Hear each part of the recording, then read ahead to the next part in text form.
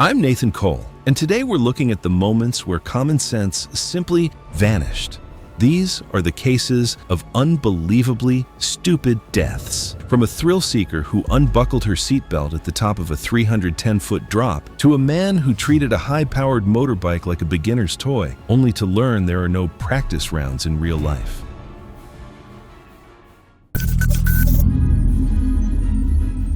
It was July 18th, 2017 in Jaipur, India. The evening market was packed, noisy, and routine, with flame-based food stalls working through lines of locals and tourists. Nothing looked out of control. That's what makes this disturbing case hit harder. Everything looked normal, right up to the second it wasn't. Earlier that night, Adrian Velasquez, 29, was walking through the market with two travelers he had just met at a hostel. He worked as a warehouse loader in Valparaiso and had spent nearly 3 years saving for this trip, picking up extra shifts and cutting back on everything. He also helped support his younger sister. This was his first real break. And yeah, that part makes this whole thing hit harder. By most accounts, Adrian was quiet and practical, not someone people saw as reckless. But he had one flaw that mattered here. He didn't like being the only one who hesitated, and I've seen this in a lot of cases like this. It doesn't start as stupidity. It starts with not wanting to look unsure in front of other people. The Agni Pan stall itself was simple. The vendor put a leaf filled with sweet spices into a quick flame, then placed it into the customer's mouth. That was it. It only worked if you stayed still, closed your mouth right away, and didn't breathe in. That's the whole safety system. Miss one step, and it stops being a snack. Adrian stood there watching others go first. One after another, people stepped up, took the flame, and walked away laughing. No one hesitated, and no one got hurt. After a while, it stopped looking dangerous. And that's usually how these situations start, when something risky starts to feel normal. Before stepping forward, Adrian took a drink from a flask he had with him. Later on, people said he didn't swallow it right away. He kept it in his mouth. The vendor didn't notice, and honestly, there was no reason to expect it. From the outside, everything still looked normal. The instructions were repeated. Stay still, close your mouth, don't breathe in. Adrian nodded and stepped closer. As the burning leaf came toward him, he leaned forward slightly, and then he sneezed. The sneeze pushed a fine mist of alcohol out in front of his face. The flame hit that mist instantly, creating a quick flash that snapped back toward his lips. Witnesses described it as fast, not some big explosion, but sharp and direct, right at the opening of his mouth and nose. He jerked back, then inhaled hard. That one reflex changed everything.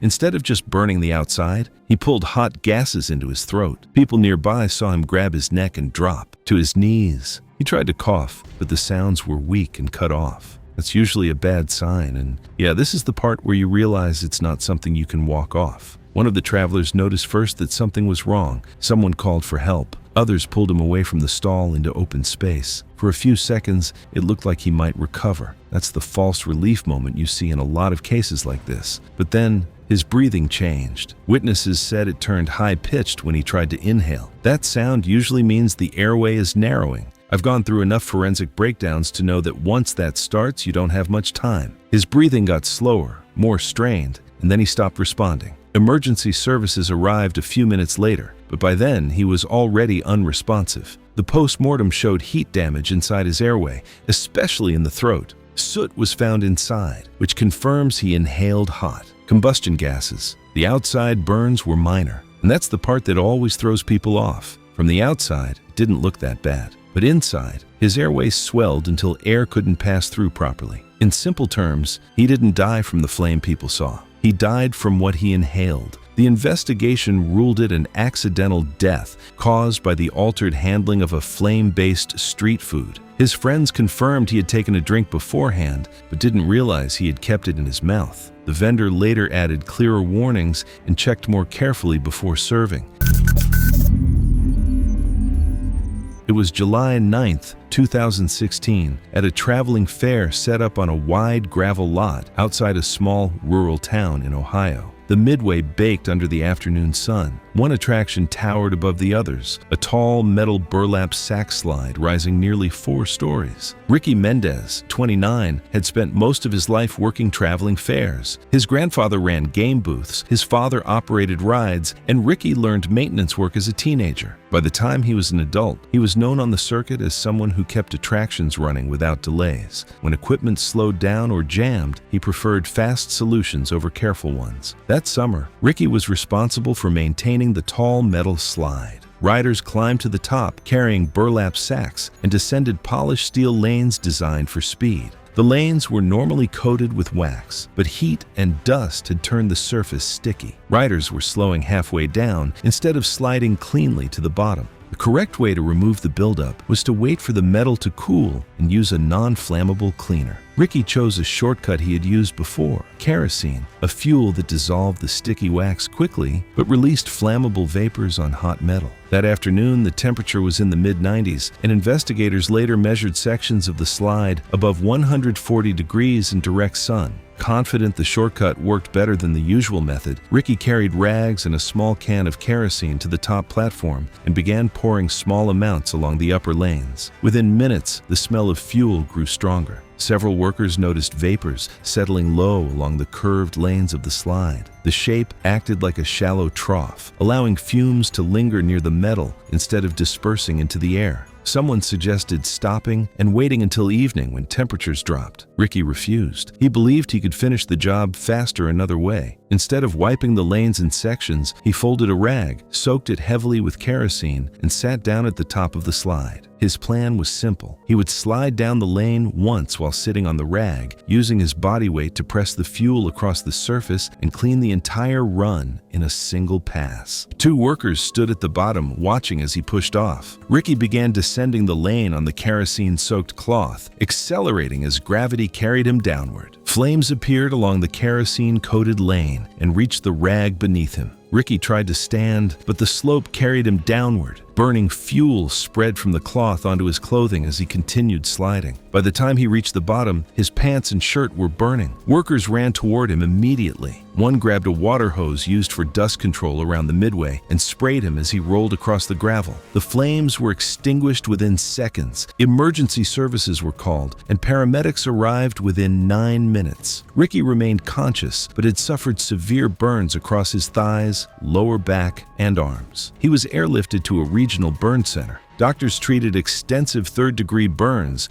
covering roughly 40% of his body. The injuries caused massive fluid loss and severe damage to the underlying tissue. Despite airway support and aggressive treatment, his condition deteriorated. Ricky Mendez died 48 hours later from complications of thermal injuries. State inspectors determined that using a flammable fuel on overheated metal created a predictable ignition hazard. Investigators concluded that kerosene vapors had likely reached equipment operating near the base of the slide, where generators and electrical components were running for nearby attractions. The vapors ignited and flashed along the thin fuel layer coating the steel. The fair was cited and ordered to stop using fuel-based cleaners on ride surfaces. The following season, management switched to non-flammable degreasers and required temperature checks before maintenance work began.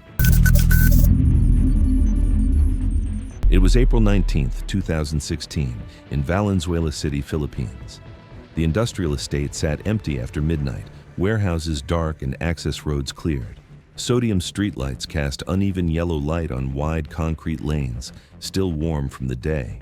Dust and rubber residue slicked the surface, creating open stretches where speed built unnoticed. 3 friends were in the garage that evening. One was Marco Reyes, 24, a delivery rider who spent most days on a lightweight motorcycle and most nights maintaining it himself. He had recently modified the exhaust and fuel mapping for louder sound and visible flame, a common street setup. He rode methodically, tracked changes, and practiced stunts in empty industrial zones. Eli Navarro, 21, was an automotive technology student who filmed rides and repairs, focusing on heat, brakes, and tire behavior. Jonas Cruz, 23, worked nearby a warehouse and handled logistics, locations, timing, and supplies. Their videos were shared casually, chasing reactions, not money. That night, Marco planned a sustained burnout sequence on an empty access road, recorded on a phone mounted close for a clear view of the rear wheel and exhaust. The pavement was smooth but lightly coated with fine industrial dust and rubber debris. The bike had already been running at an elevated temperature from earlier passes. The exhaust housing showed visible discoloration, indicating prolonged heat soak. Eli pointed out the glow. Marco acknowledged it and continued. Stopping mid-run would have meant waiting for the system to cool and restarting the recording. Even as the exhaust temperature climbed, fuel fumes thickened and the metal shifted from dull steel to a visible glow. Marco applied the rear brake and opened the throttle fully. The rear tire spun in place, producing dense white smoke that drifted low across the ground. The exhaust glowed dull orange, then brightened toward yellow. Small, intermittent flames appeared at the exhaust tip as excess fuel ignited on contact with hot metal. Eli adjusted his framing while Jonas stood back. The engine remained at high RPM under load. Jonas suggested intensifying the effect and returned with a small plastic container of gasoline. The engine was still running, the exhaust already far beyond ignition temperature, and as fuel splashed onto the exposed header pipes near the engine, vapor ignited instantly on contact, sending a short but forceful plume of flame out of the exhaust. Fire rolled across Marco's lower body in a single surge as liquid fuel splashed onto the rear tire, igniting it and destroying traction on a tire already overheated and softened from the sustained burnout. Traction vanished, the motorcycle yawed sideways at roughly 35 to 40 miles per hour, and when Marco tried to correct, the rear slid again before the bike struck a concrete drainage barrier at an angle. Marco impacted chest first. The helmet chin bar transmitted force downward as his head flexed sharply forward, causing fatal neck injuries. Eli was knocked backward by the blast, inhaling superheated air and combustion byproducts before collapsing nearby. Jonas dropped the container as burning fuel spilled across the pavement, igniting his clothing. Emergency services were contacted immediately. Fire crews arrived in approximately 8 minutes, with paramedics shortly after. Marco showed no signs of life. Eli and Jonas suffered severe burn and inhalation injuries and were transported for emergency treatment. The post-mortem determined that Marco died from fatal neck injuries sustained during the impact. Eli and Jonas were treated for severe inhalation and burn injuries and survived. Investigators reconstructed the sequence using video, burn patterns, and mechanical inspection, finding no mechanical failure beyond heat-related loss of traction. In response, local officials increased nighttime patrols and installed temporary barriers in industrial zones to discourage after-hours riding. Repair shops posted anonymized warnings. The road reopened by morning. Fire residue cleared and traffic resumed as scheduled. It was October 21st, 2018, in Austin, Texas, at a crowded street fair, packed with dessert stands, food, trucks, and people shoulder to shoulder. From the outside, it looked harmless. And honestly, that's what makes this case frustrating. Nothing about it looked risky, but everything about it actually was. Earlier that afternoon, Ethan Rowe, 22, was walking through the fair with 2 friends from school. He was a second-year pre-med student, the type who knew the right answers, understood emergencies, and could explain things clearly. Which makes this even harder to watch play out, because he wasn't guessing. He knew exactly what a peanut allergy could do. And that's the problem. People around him said Ethan had gotten comfortable. Years had passed without a serious reaction, and that changed how seriously he treated it. He still carried an EpiPen, but not where it mattered. It stayed in his bag instead of somewhere he could grab fast, and the fair didn't help. Fast lines, messy setups, handwritten menus, and allergen labels half hidden behind trays. It was the perfect place for a bad decision to slip through. The plan was simple: eat, walk, try whatever looked good, move on. At one dessert stall, Ethan picked up a Butterfinger-style cookie. He asked if it had peanuts. One friend, just guessing, said no, based on the name. And this is the part that always gets me. He stopped there. Didn't ask the vendor, didn't check the label, just went with it. He took a big bite. Within a minute or two, he started swallowing more than usual and clearing his throat. Nothing dramatic at first. And that's how these situations trick people. There's always that short moment where it still feels manageable. Ethan stayed near the stall and drank water instead of using the EpiPen. His friends noticed his face turning red, but he was still standing, still acting like it wasn't a real problem yet. Then, it changed.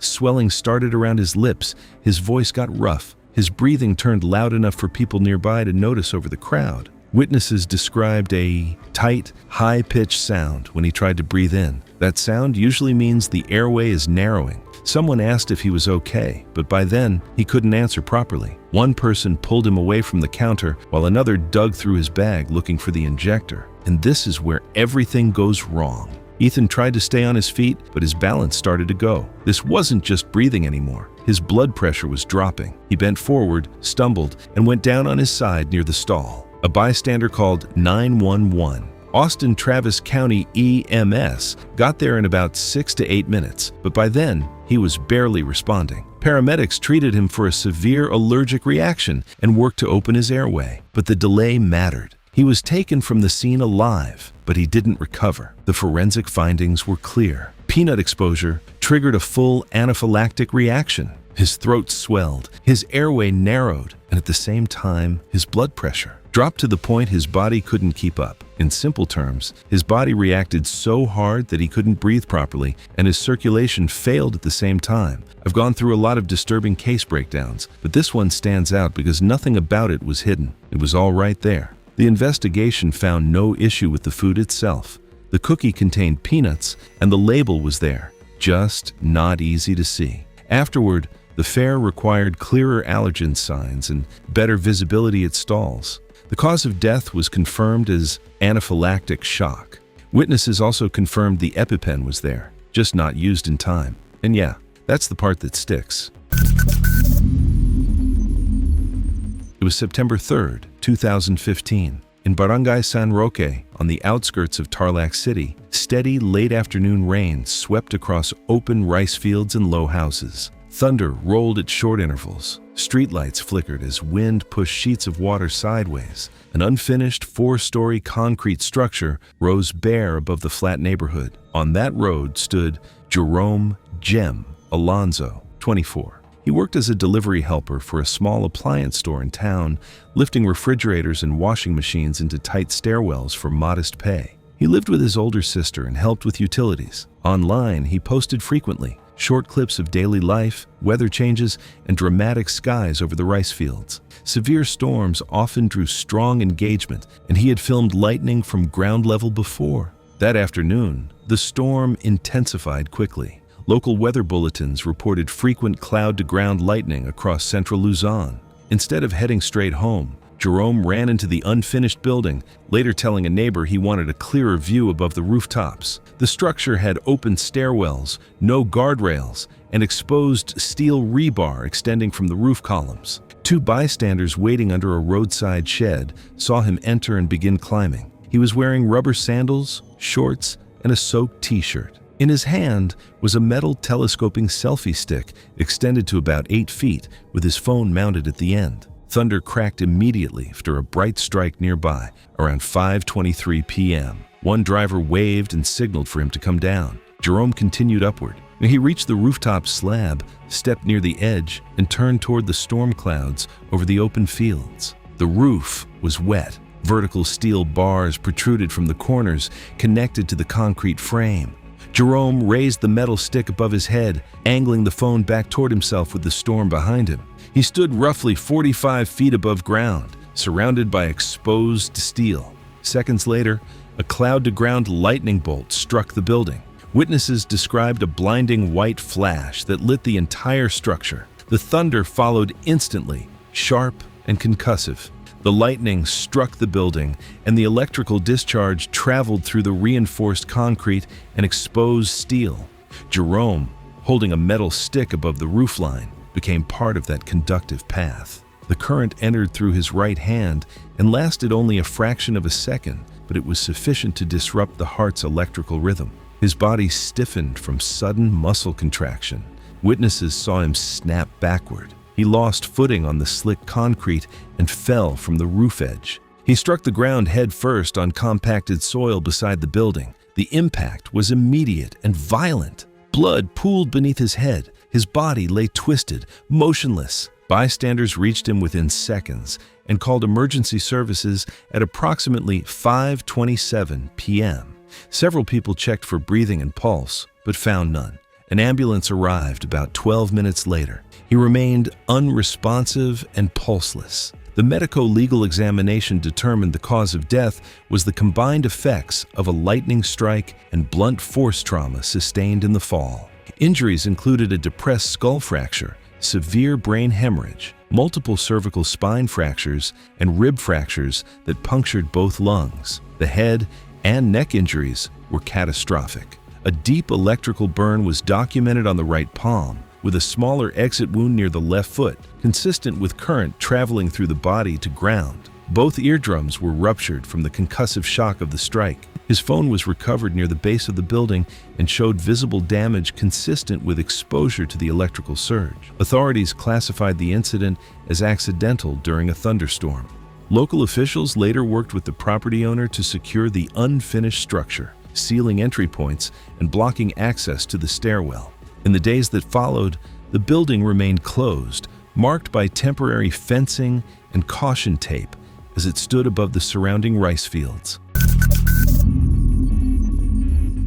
It was April 11, 2013, on Padang Beach in West Sumatra, Indonesia. The afternoon shoreline looked unusually exposed, small fishing boats tilted on wet sand. Sirens echoed after a powerful offshore earthquake. Some people ran uphill toward concrete buildings. Others stayed and watched. Standing near the waterline was Arif Rahman, 26. He worked as a delivery driver for a bottled water distributor in Padang and helped his family manage a small roadside food stall on weekends. He had grown up along that same stretch of coast and often spoke about how well he understood the sea. Friends described him as confident to the point of stubbornness, someone who believed experience made him immune to danger. He frequently posted short videos of storms rolling in over the water, especially when the sky turned dramatic and crowds reacted. The more chaotic the scene looked, the more attention his posts seemed to get. When the earthquake sirens began sounding that afternoon, Arif did not run. Instead, he stayed to watch the shoreline change. The water had withdrawn dramatically, exposing reef and wet seabed. To him, it looked rare, something worth recording before everyone else cleared out. Police and volunteers shouted for people to move uphill. Most did. Arif stepped closer. Witnesses later said he appeared excited rather than alarmed. He raised his phone with the empty horizon behind him, positioning himself where the retreating sea made the widest backdrop. A vendor waved urgently and pointed toward higher ground. Arif stayed in place, adjusting his angle, choosing the shot over the warning signs unfolding in front of him. At approximately 4:35 p.m., witnesses described a dark line forming offshore. It rose quickly, not curling, but advancing as a thick wall of brown water. The sound shifted into a sustained roar that overwhelmed nearby voices. Several bystanders later stated that Arif only turned when others were already running. He was still within roughly 120 feet of the waterline. The surge reached shore in seconds. The leading edge struck him at chest height and knocked him backward. The water pushed inland with force, carrying driftwood, broken carts, bamboo poles, roofing tin, and metal fragments from beachfront stalls. Witnesses saw him tumble in the current. One fisherman reported seeing a wooden beam strike his upper body before he disappeared beneath the churning debris. The surge did not stop at the beach. It swept through low structures, overturning motorbikes and tearing apart food stands. Sand, timber, and scrap metal churned in the water. Several people who had not reached higher ground were pulled inland with the debris. When the water receded, sections of the shoreline were heavily damaged. Boats had been pushed against walls, several food stalls were overturned, and debris was scattered across nearby roads. Mud and seawater covered the lower portions of some beachfront structures. Arif did not reappear when the water pulled back. Witnesses told authorities they had last seen him near the waterline holding his phone before the surge hit. His family searched shelters and hospitals in the following days. His name was later added to the official list of missing persons. Search teams combed debris along the coastline for weeks, recovering several victims from wreckage scattered across the affected areas. Arif's body was never conclusively identified. Based on witness accounts and the conditions at the shoreline, officials concluded he was presumed dead due to tsunami impact and submersion during the initial surge. The event caused significant damage along portions of the beachfront. Evacuation routes were later expanded and additional warning signage was installed along coastal access points. Community drills were reinforced in the months that followed. Arif Rahman remained listed among those missing after the tsunami. Witness statements consistently placed him at the waterline, with his phone raised as the surge approached. Nature gave clear warning signs, and he stayed. In the next case, the warning wasn't a siren or a shoreline. It was a 14-inch wall and the empty space beyond it.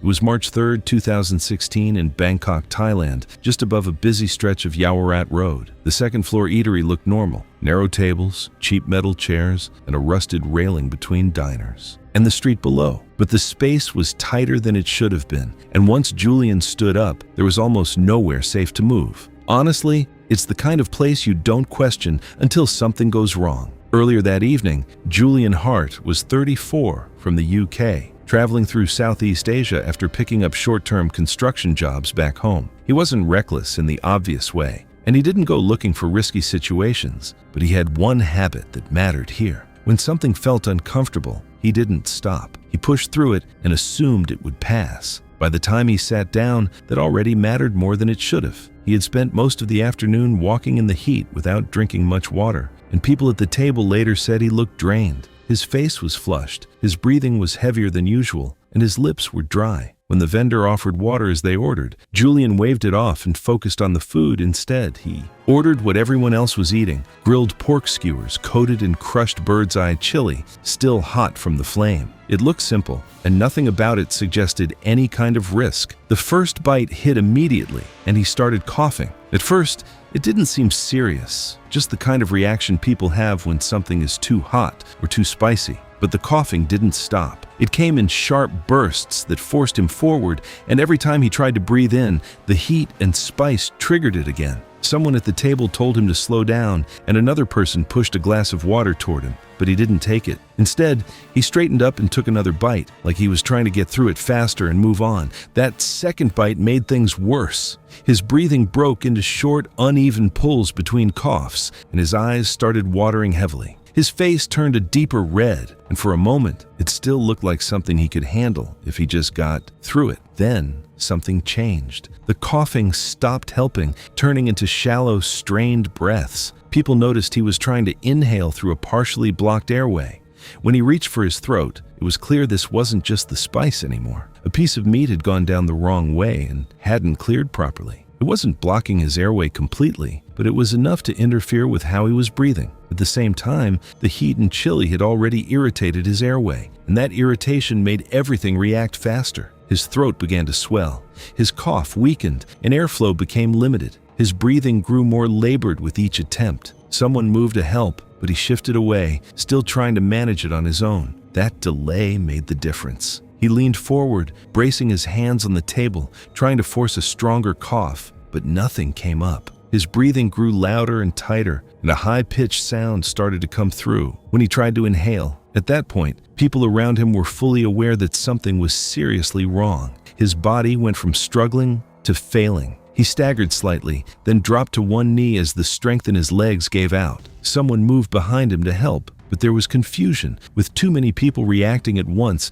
and no clear action happening fast enough. Because the airway wasn't completely blocked, it didn't look like a typical choking situation, and that made it harder for people to respond properly right away. Within seconds, he collapsed onto his side. The entire sequence, from the first cough to losing consciousness, took less than 2 minutes. Emergency services were called immediately, but traffic in the area slowed everything down, and it still took several minutes for responders to reach him. By the time they arrived, he was unresponsive. The forensic findings were clear. There was a partial airway obstruction caused by a piece of meat that had not cleared, combined with severe irritation from inhaling hot, chili vapor. That irritation led to rapid swelling inside his throat, narrowing the airway until air could no longer pass through effectively. The investigation ruled it an accidental death caused by food-related airway obstruction, made worse by dehydration and the delay in responding to what was happening. Witnesses confirmed that he had been offered water and had multiple chances to stop eating when the first signs appeared. Mateo Fuentes was 19 and a college freshman. He lived with his parents and older sister in southeast Tucson. His father worked in HVAC installation, and his mother worked part-time at a grocery store. Mateo had about 190 Instagram followers and had posted only a handful of times that year. He had no large audience and no school involvement. He attended the game with 3 young men. During the second half, one of them pointed out the press box roof above the home bleachers and joked about the clear overhead view of the field. After the game ended and the crowd thinned, Mateo fixated on the idea. He told 2 of them he was going to climb up for a quick selfie with the stadium lights and empty field behind him, saying it would look like he had the whole place to himself. The third had already left. Around 10:20 p.m., cleanup crews focused on the main seating sections. The service corridor behind the home bleachers was not meant for spectators. A chain-link gate at the base of the exterior stairwell had a bent lower corner, leaving a gap wide enough to squeeze through. Mateo slipped inside, while his 2 friends remained on the service road below. He climbed the exterior metal staircase to the press box landing. The booth door was locked. A fixed steel ladder extended about 12 feet from the landing to the flat roof above. There was no cage around the ladder. He climbed up. The roof was flat and covered with a rubber membrane. Along the front edge facing the field was a concrete parapet about 14 inches high. It was not designed to prevent falls. Stadium lights illuminated the field, casting long shadows across the seating deck below. From the ground, his friends saw him move toward the front edge. They later told officers he stood near the parapet briefly, then stepped onto the low wall and straddled it while holding his phone out in front of him. The wall provided minimal footing. Witnesses said he leaned backward to widen the frame, extending his arm and shifting his weight away from the roof surface. His center of gravity moved beyond the narrow wall. His heels slipped on the membrane. He tipped backward. He fell approximately 35 feet from the roof edge to the upper concrete seating deck below. The drop was unobstructed. He struck the left side of his body first, followed by the back of his head against the concrete. The impact was heard by his friends below. They ran toward the bleachers and called 911 immediately. Mateo lay motionless on the concrete and showed no purposeful movement. Emergency responders arrived within minutes. He was unresponsive with severe head and left side injuries and abnormal or absent breathing. He was transported for advanced care, but was pronounced dead later that night. The autopsy determined the primary impact involved the left side of his body, resulting in multiple rib fractures with bleeding into the chest cavity, a collapsed lung, a ruptured spleen, and a severely fractured left upper arm. Head injuries included a skull fracture and a right-sided subdural hematoma. The official cause of death was severe traumatic brain injury due to a fall from height. Police ruled the death accidental. No foul play was suspected. In the weeks that followed, the damaged gate was replaced with a solid barrier, and the ladder to the press box roof was fitted with a locked cage to prevent unauthorized access. Mateo's phone was recovered near his body. Investigators confirmed he had been attempting a selfie from the parapet. No image from that night was uploaded. It was August 22, 2017. Storm clouds gathered over Mount Washington in New Hampshire as Verity Graham, a 34-year-old meteorologist for the National Weather Service in Boston, prepared for what she considered the ultimate weather experience. Graham possessed an obsessive fascination with extreme atmospheric phenomena that bordered on dangerous. Her colleagues knew her as brilliant but reckless, someone who believed her professional expertise made her invulnerable to the forces she studied. The Mount Washington Observatory had issued severe weather warnings throughout the morning. Forecasters predicted lightning strikes every 30 seconds, winds exceeding 70 miles per hour, and golf ball-sized hail. Steve Larkin, a 51-year-old mountain guide, had spent the morning advising hikers to postpone their climbs. Graham arrived despite these warnings, dismissing them as precautions for amateurs. Graham's arrogant personality had previously earned her workplace reprimands for taking unnecessary risks during storm-chasing assignments. On this day, she deliberately chose to hike into the approaching tempest, excited by the prospect of experiencing a severe thunderstorm from the exposed summit. At 2:30 p.m., Graham began her ascent via the Tuckerman Ravine Trail. The atmospheric conditions deteriorated rapidly as she climbed higher. By 4,200 feet elevation, lightning was striking within a 2-mile radius every half minute. Instead of retreating, Graham continued upward, energized by the intensifying electrical activity. Her equipment choices proved fatally flawed. Graham carried aluminum hiking poles and wore a metal-framed backpack, creating multiple conductive pathways on her body. As a meteorologist, she understood lightning behavior in theory, but her practical judgment had been compromised by her obsession with experiencing extreme weather firsthand. At 4:45 p.m., as Graham crossed the exposed rocky summit cone, the storm reached peak intensity. Wind speeds exceeded 89 miles per hour, while lightning strikes occurred with terrifying frequency. Her weather monitoring equipment would later show 47 lightning strikes within 1,000 feet during the final 30 minutes of her life. The fatal strike occurred without warning. According to the subsequent investigation, a massive electrical discharge found Graham as she stood on the exposed granite summit. The lightning appeared to have entered through her aluminum hiking pole, which she was using for balance against the fierce winds. Witnesses later reported seeing the flash, and the electrical current would have traveled through her body in milliseconds, likely affecting her nervous system and vital organs. The strike caused immediate cardiac arrest as the electrical current disrupted her heart's natural rhythm. The massive energy discharge created explosive trauma throughout her body. Distinctive Lichtenberg figure patterns appeared across her torso and arms, marking the lightning's path through her tissue. Her metal equipment showed electrical damage. Graham collapsed instantly on the rocky summit as the storm continued to rage around her lifeless body. The Mount Washington Observatory staff spotted her motionless form through binoculars at 5:20 p.m. However, the ongoing lightning danger made immediate rescue impossible. The storm moved past the summit area at 8:30 p.m., allowing rescue teams to reach Graham's location. They found her body surrounded by scattered weather monitoring equipment, some damaged by the electrical surge. Medical examination confirmed that Graham had died instantly from lightning-induced cardiac arrest. The electrical current had caused severe internal damage to her organs and nervous system. The irony of Graham's death was not lost on her colleagues at the National Weather Service. A professional meteorologist who understood atmospheric science had deliberately placed herself in the most dangerous possible position during a severe electrical storm. Her weather monitoring equipment had recorded the very conditions that killed her. Graham's death became a case study in the National Weather Service training program, emphasizing that meteorological knowledge cannot override basic lightning safety protocols. Her story serves as a reminder that nature's forces remain deadly, regardless of human understanding or professional credentials.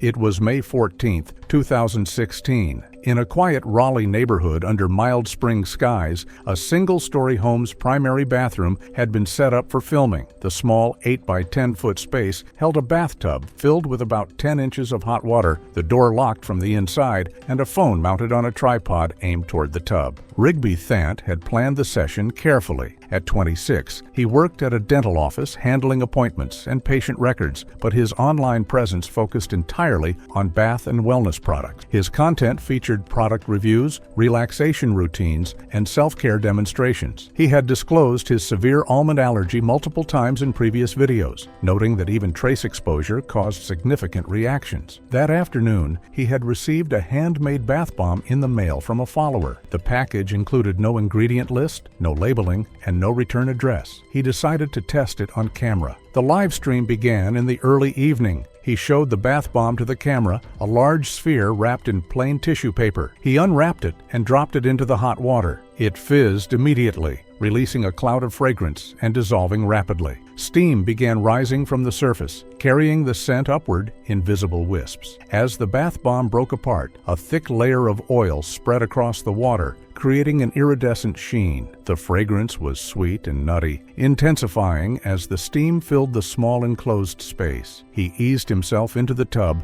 settling back as the product continued to dissolve. With each breath, he drew in the humid air saturated with aerosolized particles from the dissolving oils. Within minutes, his skin began to react. Small raised hives appeared across his chest and spread up his neck. He touched his throat, his expression shifting from relaxed to confused. He began coughing, shallow at first, then more forceful. His breathing changed, becoming audibly strained. His voice, when he tried to speak toward the camera, came out hoarse and tight. The allergic reaction was progressing rapidly, the inhalation of airborne almond proteins accelerating the response beyond what skin contact alone would have triggered. He gripped the sides of the tub and tried to stand. His feet slipped on the oil-slicked porcelain. His balance failed. He fell backward, the back of his head striking the curved edge of the tub with a dull impact. The blow stunned him. He slid sideways, his torso tipping into the shallow water. His airway, already swelling from anaphylaxis, took in water. His chest movements became erratic and shallow. Consciousness faded. He remained partially submerged, face down in less than a foot of water. A neighbor who regularly watched and moderated his live streams noticed the feed had gone still. After several minutes without movement, she called his phone. No answer. Concerned, she walked over and knocked. The front door was unlocked, but the bathroom door was not. She called emergency services at approximately 7:35 p.m. Responders arrived and forced entry into the bathroom. Rigby was found face down in the water, unresponsive. His skin showed widespread hives and significant facial swelling. He was pulled from the tub and CPR was initiated immediately. His airway was severely compromised. Advanced medical intervention was attempted, but cardiac activity could not be sustained. He was transported and pronounced dead shortly after arrival at a nearby hospital.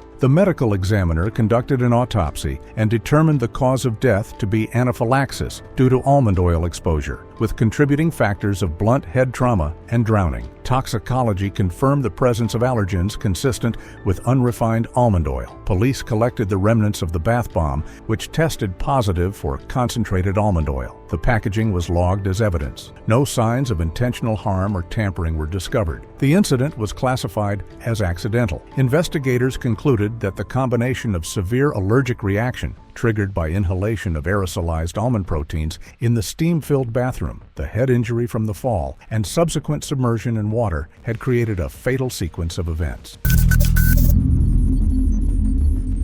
It was January 22, 2018. In a one-bedroom flat in Leeds, England, the day began without urgency. Heat cycled against the damp cold. Traffic moved steadily outside. Inside, the kitchen was neat, the microwave fixed above the counter. Nothing suggested danger. Routine ruled the quiet space in the morning.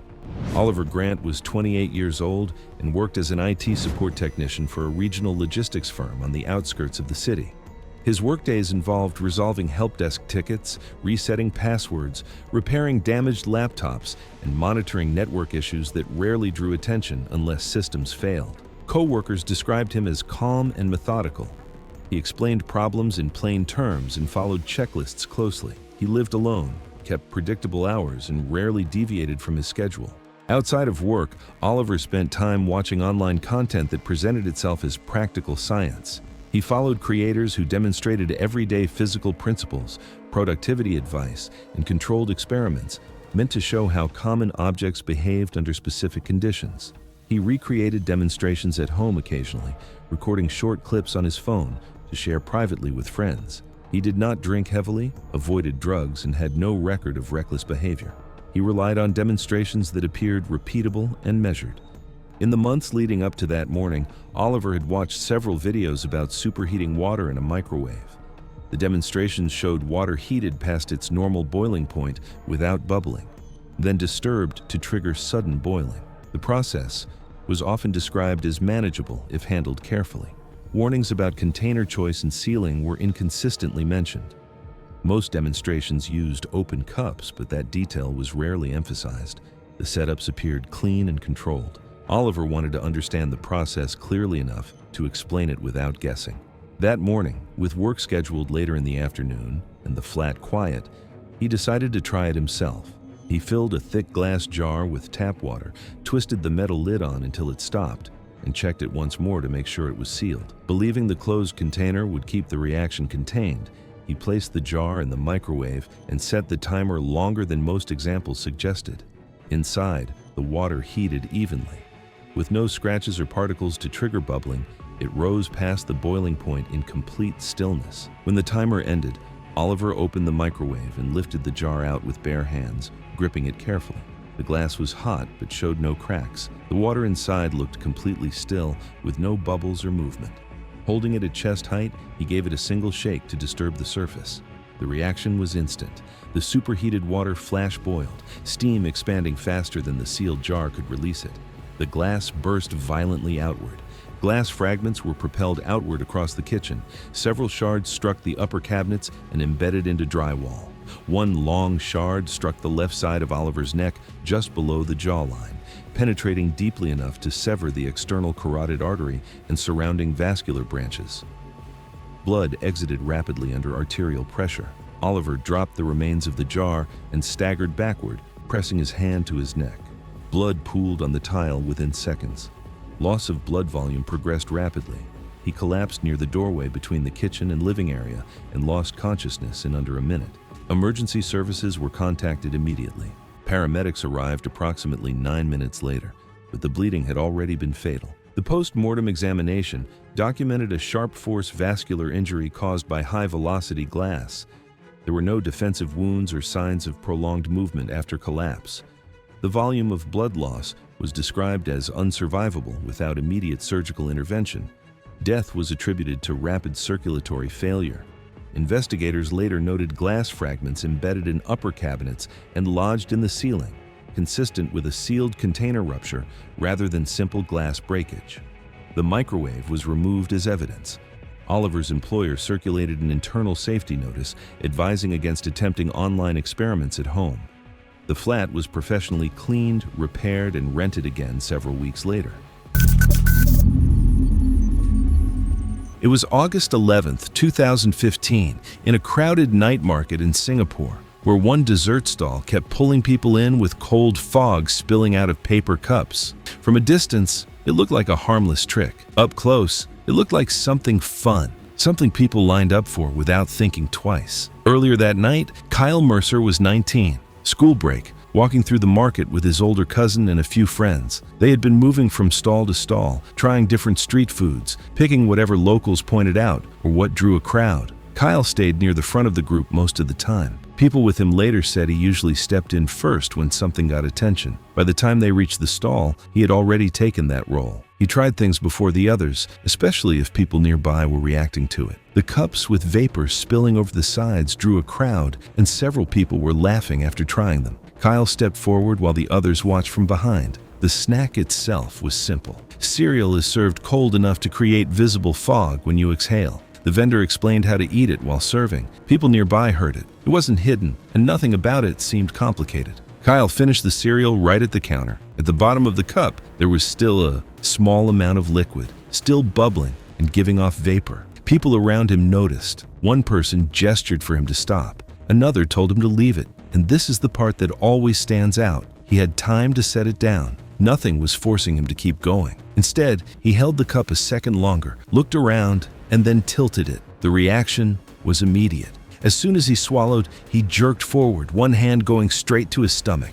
His posture tightened, and the expression on his face changed instantly. The joking stopped right away. From that point, the situation escalated quickly. Witnesses said he took a few unsteady steps before dropping to his knees. He couldn't stand straight. He started gasping, not because he couldn't breathe, but because the pain hit fast and hard. His body tightened, and he curled forward, trying to hold himself together. People nearby moved back, unsure what they were seeing at first. He collapsed onto the ground within seconds, turning onto his side and then going still. A vendor from the next stall called for help, while others cleared space and checked if he was breathing. The crowd shifted quickly from watching something entertaining to backing away from something they didn't understand. Emergency services arrived within several minutes, but by then he was already unconscious and in severe shock. The investigation later focused on what was left in the cup. It was confirmed that a small amount of extremely cold liquid remained after the cereal was finished. When it entered the body,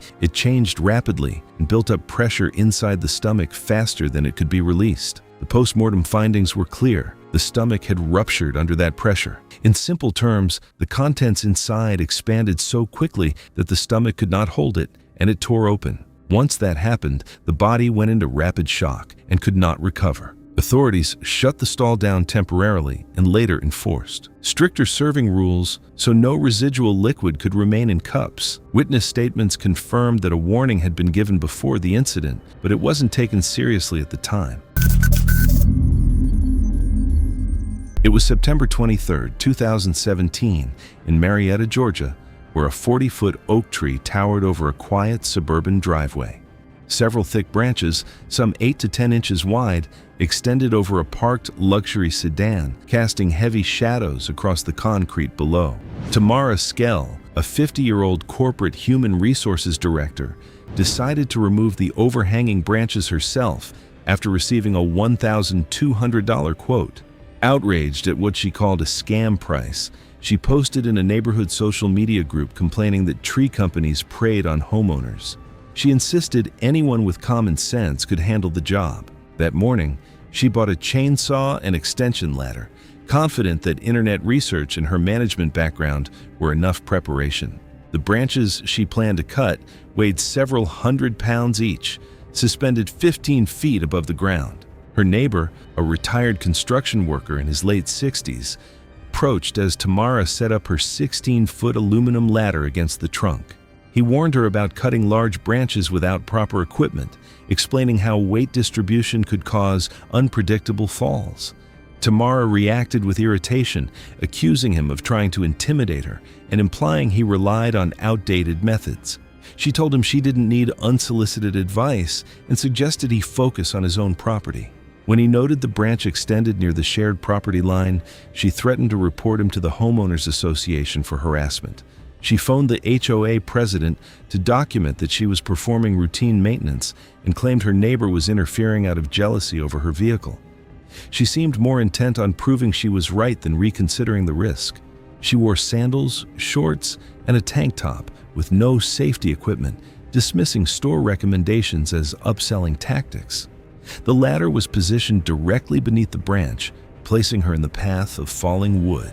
Professional arborists would have cut the limb in sections using ropes, but Tamara planned a single cut through the entire branch.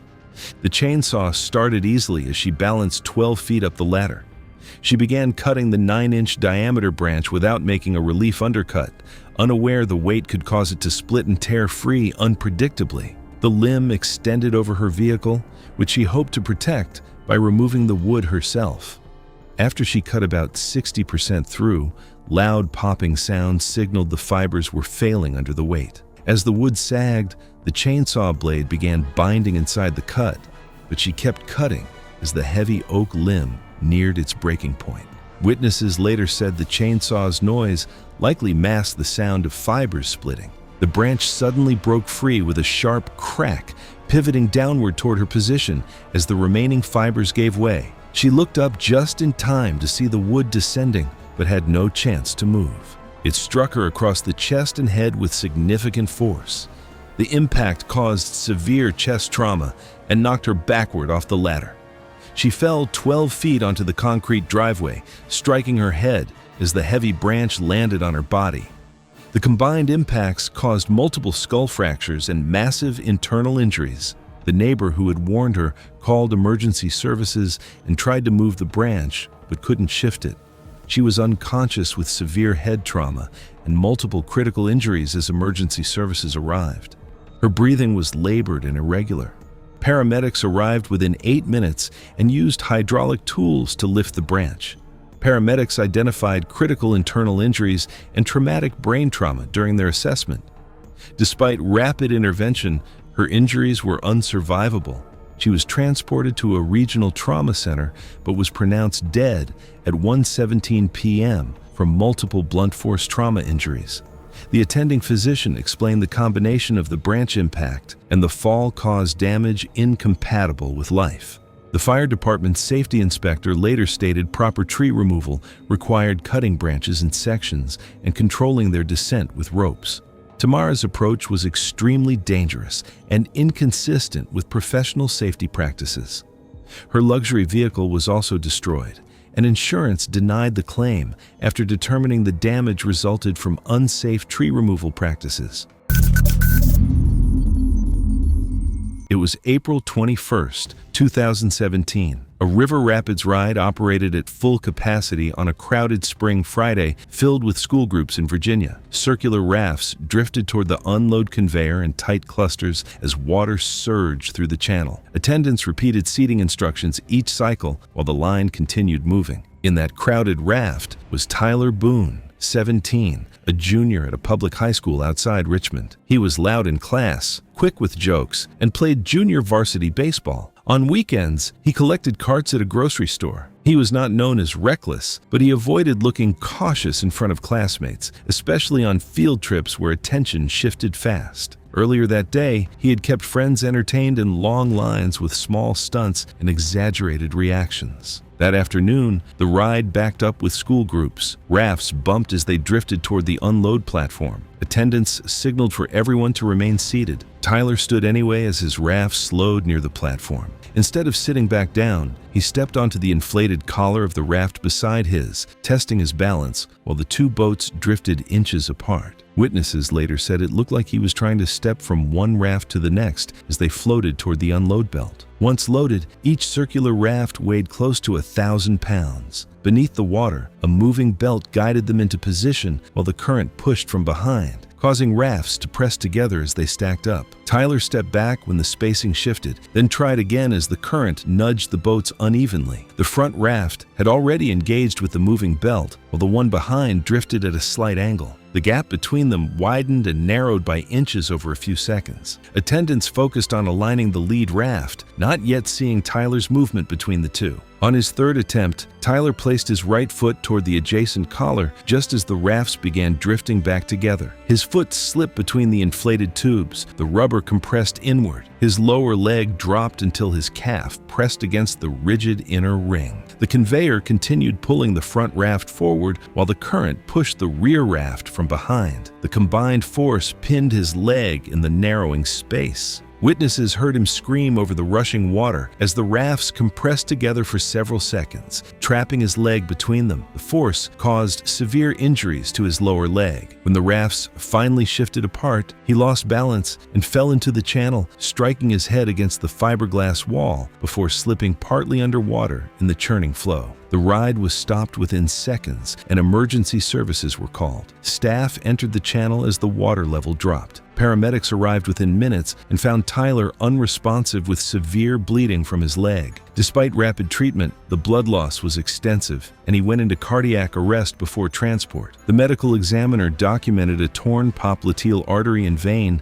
multiple lower leg fractures, and blunt head trauma from impact with the flume wall. The head injury was not independently fatal. The cause of death was ruled rapid blood loss following compression between two rafts. The park's internal review confirmed the ride operated within normal mechanical limits and that no equipment failure occurred. Physical divider fins were later installed in the unload channel to limit raft overlap and reduce pinch points, and additional attendants were assigned during high-volume school days. Tyler's school revised its field trip policies and required safety briefings before ride entry. His name was included in presentations about peer pressure and rule compliance. The ride reopened after inspection and continued operating under standard procedures. It was July 18, 2016. At Tempe Town Lake in central Arizona, late afternoon heat hovered in the mid-90s as calm water stretched along the eastern embankment. Depths ranged from roughly 8 to 12 feet, and thick silt on the uneven lake bed reduced visibility to near zero once disturbed. Created from a dammed section of the Salt River, the murky water kept most swimmers away despite steady foot traffic from joggers and kayakers nearby. Hollis Plack arrived at the embankment carrying a 15-pound cast-iron weight plate. At 24, he worked at a retail store specializing in outdoor equipment and had built a modest online following by posting breath-hold endurance challenges. He had no formal freediving certification and no training in blackout recognition or rescue procedures. His content relied on spectacle rather than technique, with each video attempting to outlast the previous one. He had performed similar stunts in pools and shallow rivers, but never in conditions this murky. Two friends accompanied him, one positioned on shore with a camera, the other on a rented paddleboard floating roughly 20 feet offshore. Neither entered the water. No safety diver was present. They had scouted the location an hour earlier, but had not tested the depth or visibility. The plan was simple. Hollis would hold the plate to his chest to counteract buoyancy, descend down the steep concrete embankment, and move along the silt-covered lakebed for as long as he could hold his breath. The cameras would capture the surface view and his eventual return. He took several deep breaths, hyperventilating to suppress his breathing reflex, a technique that masks carbon dioxide buildup and increases the risk of shallow water blackout without warning. He submerged shortly after 5:40 p.m. The moment he descended, his feet disturbed the silt. Thick clouds of sediment billowed upward, turning the water opaque. He moved slowly along the bottom, the weight plate pressed against his ribs as disturbed silt reduced visibility almost instantly. From the paddleboard, his silhouette was barely visible through the murk. After roughly 90 seconds, his pace slowed noticeably. His stance widened as if to steady himself. Then his body stiffened. A stream of bubbles broke the surface, larger than the controlled exhalations from earlier. His knees buckled. As hypoxia set in, loss of motor control caused involuntary release of the plate. It slipped from his grip and sank into the sediment. He collapsed forward, face first, into the silt, his body partially embedded in the soft lake bed as unconsciousness took hold. He did not move again. No further bubbles emerged. On shore, his friends hesitated. They assumed he was extending the stunt, pushing the limits as he often did. The paddleboarder called out, asking if he should go in, but received no instruction. Seconds stretched into minutes. At roughly 3 minutes submerged, one friend finally entered the water without flotation gear. The silt made it difficult to locate him by feel alone. Visibility beneath the surface was less than 6 inches. Hollis was pulled to the surface at approximately 4.5 minutes total submersion time. His lips had begun to darken. He was not breathing. Emergency services were called within minutes. Responders documented no pulse and no respiratory effort upon assessment. CPR was initiated immediately on the embankment. Water and foamy fluid were visible during ventilation attempts. Despite prolonged resuscitation efforts, return of spontaneous circulation was never achieved. Irreversible hypoxic brain injury was likely given submersion time exceeding 4 minutes before effective ventilation. The medical examiner confirmed drowning following prolonged hypoxic submersion. Tempe Fire documented the absence of any life jacket, safety diver, or emergency plan. Police logged the weight plate and recording equipment as evident. Contributing factors included intentional hyperventilation, weighted submersion, and delayed rescue. Hollis Plack was pronounced dead at a local hospital just after 6:30 p.m. Investigators found no signs of foul play. The silt-heavy conditions, the weight plate, and the lack of immediate intervention created a scenario with no margin for error. His final video was never uploaded. It was September 7th, 2017, in Chonburi Province, Thailand. The air was already warm before sunrise, humidity clinging low over quiet residential streets. Motorbikes were absent, shop fronts shuttered, and palm-lined roads sat still. A phone rested on a small tripod outdoors, recording ambient sounds as the live stream prepared to begin. Naren Suksawat was 31 years old and worked full-time as an inventory clerk at a regional warehouse that handled auto parts and bulk hardware. His job required accuracy and repetition. He logged stock, flagged shortages, and stayed late when shipments arrived incomplete or mislabeled. Outside of work, he ran a small mukbang channel, uploading 3 videos a week. His audience was modest, usually between 2,000 and 5,000 views, but consistent. He was known for eating extreme items without reacting, never pausing, and never cutting away once he started. Friends later said Naren's channel centered on eating things most people avoided: charred firewood, grass, dried worms, raw starches, framed as conditioning rather than shock. Discomfort was treated as proof of progress. His setup was minimal: a folding table on the back patio, a clipped ring light, and a phone fixed at chest height. He filmed alone. Mukbang challenges depend on escalation, and unusual foods eventually stop drawing attention. Naren decided the next step was crossing from inedible to non-food. That morning, he retrieved a strip of old aluminum roofing from a maintenance shed. The metal was thin, oxidized, and uneven, with jagged edges from a prior cut, measuring roughly 12 inches long and less than an inch wide. He rinsed it briefly, laid it on a cutting board, and described aluminum as lightweight and flexible, comparing it to cookware materials. The risk was immediate. Unlike food, thin metal does not compress or dissolve under pressure. The strip was rigid and springy, capable of bending and snapping back with no safe breaking point. He adjusted the camera closer and remained seated.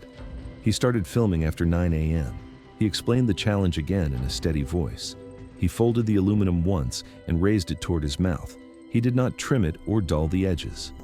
As he pushed the strip between his teeth, it bent sharply and then rebounded under pressure. The metal bent sharply as it entered his mouth.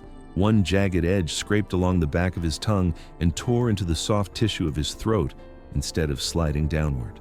Naren gagged hard. The force of the reflex drove the aluminum against the back wall of the airway, cutting deeper as it caught. Blood began pouring into his mouth almost immediately, spilling past his lips and down his chin as torn tissue bled freely. He stood up abruptly, the chair tipping behind him, both hands clamped around his neck. He tried to pull the strip free, a movement later noted in the investigation report as a critical worsening factor. The aluminum shifted and twisted, scraping sideways across the throat and embedding more firmly. Bleeding increased. Blood flowed into the airway and was inhaled with each gasping attempt to breathe. His chest rose sharply, but airflow was limited, choked by swelling and pooled blood. He staggered out of the camera's frame as coughing turned wet and irregular. The recording continued without interruption. He collapsed out of view, leaving the camera on an empty frame as the sounds faded. A neighbor found him unresponsive and called for help. At the hospital, doctors performed an emergency surgical airway and removed the aluminum lodged crosswise in his throat, but oxygen loss had already caused fatal brain injury. The coroner's report listed the cause of death as asphyxiation due to massive airway bleeding and foreign body obstruction. Blood loss into the airway and rapid swelling prevented effective breathing. Once consciousness was lost, recovery was no longer possible. Naren's camera footage was later archived at the family's request. Months later, anonymized stills from the case appeared in industrial safety training, used to demonstrate why non-food materials can become fatal airway hazards. It was October 17, 2016. At 7:41 p.m., the Shibuya pedestrian scramble in Tokyo cycled under light rain. Crosswalk lines reflected red and green signals across wet asphalt. Umbrellas moved in every direction. Traffic waited at all approaches as the pedestrian phase counted down. Among the crowd was Ethan Caldwell, 27, a tourist from Portland visiting Japan for the first time. He worked in IT support and had saved for the trip for nearly 2 years. His social media page was filled with travel photos. The Shibuya crossing was at the top of his list. He wanted the classic center of the intersection shot with crowds moving around him and neon lights behind. He carried only his smartphone and a short, handheld grip. He had seen others stand still in the middle of the scramble while everyone flowed around them. The crossing allows pedestrians roughly 2 minutes before vehicle signals turn green in all directions. When the green walking signal begins flashing, pedestrians are expected to clear the roadway before it turns red. As the pedestrian light turned green, Ethan crossed with the crowd from one corner. Instead of continuing to the opposite curb, he stopped near the center, about 15 feet from the nearest edge. He turned his back toward the largest video screens and held the phone slightly above eye level for a wide shot. People brushed past him. Several pedestrians gestured toward the countdown display overhead. He repositioned, stepping backward a few feet to keep the densest crowd in frame. The green walking signal began flashing. The crowd thinned rapidly as people cleared the roadway. Ethan remained in place, adjusting his stance for another shot. The pedestrian phase ended. Vehicle signals turned green in all directions. From the westbound lane, a city bus began accelerating into the intersection at approximately 20 miles per hour. Ethan, slightly crouched and looking down at his phone screen, stood low in the roadway as headlights reflected off the wet pavement. Witnesses reported a short horn blast. Ethan looked up and attempted to step forward. The bus closed the final distance in less than 2 seconds. The right front corner of the bumper struck his left shoulder and the side of his head. The impact spun him sideways and dropped him directly in front of the right front wheel. He fell onto his back, partially beneath the bus's front axle. The right front tire rolled over his upper abdomen and lower chest before the driver fully braked. The bus stopped within several feet. Witnesses reported hearing the impact as the bus rolled to a stop. Ethan lay motionless on the roadway. There was little external bleeding. Within minutes, his abdomen began to swell from internal hemorrhage. Multiple bystanders called emergency services immediately, while others signaled vehicles to stop. First responders arrived in approximately 6 minutes. Ethan had no pulse and was not breathing. CPR was initiated on the asphalt. Advanced life support measures were attempted. No cardiac activity returned. He was pronounced dead at 7:51 p.m. Cause of death was massive blunt force trauma to the torso, with rapid internal blood loss after the bus tire crushed his abdomen, rupturing the liver and spleen. Rib fractures and lung contusions were documented. Toxicology was negative. Investigators reviewed traffic signal timing and vehicle speed, both within legal limits. They concluded that a person positioned low in the roadway can fall into a forward blind area of a large bus, especially at night with reflections on wet pavement. The driver was cleared of wrongdoing. The death was ruled accidental, with the victim's presence in an active traffic lane cited as the primary contributing factor. His phone was recovered from the crosswalk a few feet away. The intersection reopened after the investigation and resumed normal flow within hours. It was June 18, 2017, in Plano, Texas, where the morning sun reflected off the crystal clear water of the community swimming pool. The temperature was climbing toward 85 degrees with high humidity, creating perfect conditions for swimmers seeking relief from the Texas heat. The pool area was quiet at 11:30 a.m., with only a few early swimmers enjoying the calm before the afternoon rush. Candace Gloat, a 52-year-old woman who worked in pharmaceutical sales, arrived carrying a small testing kit she had purchased online. She had spent the previous 3 weeks filing complaints with the Homeowners Association about water quality. Despite the pool passing all required health inspections, Candace had convinced herself that the chemical levels were dangerously inadequate. The pool maintenance worker, a certified technician with 8 years of experience, was performing his routine morning chemical balancing when Candace approached.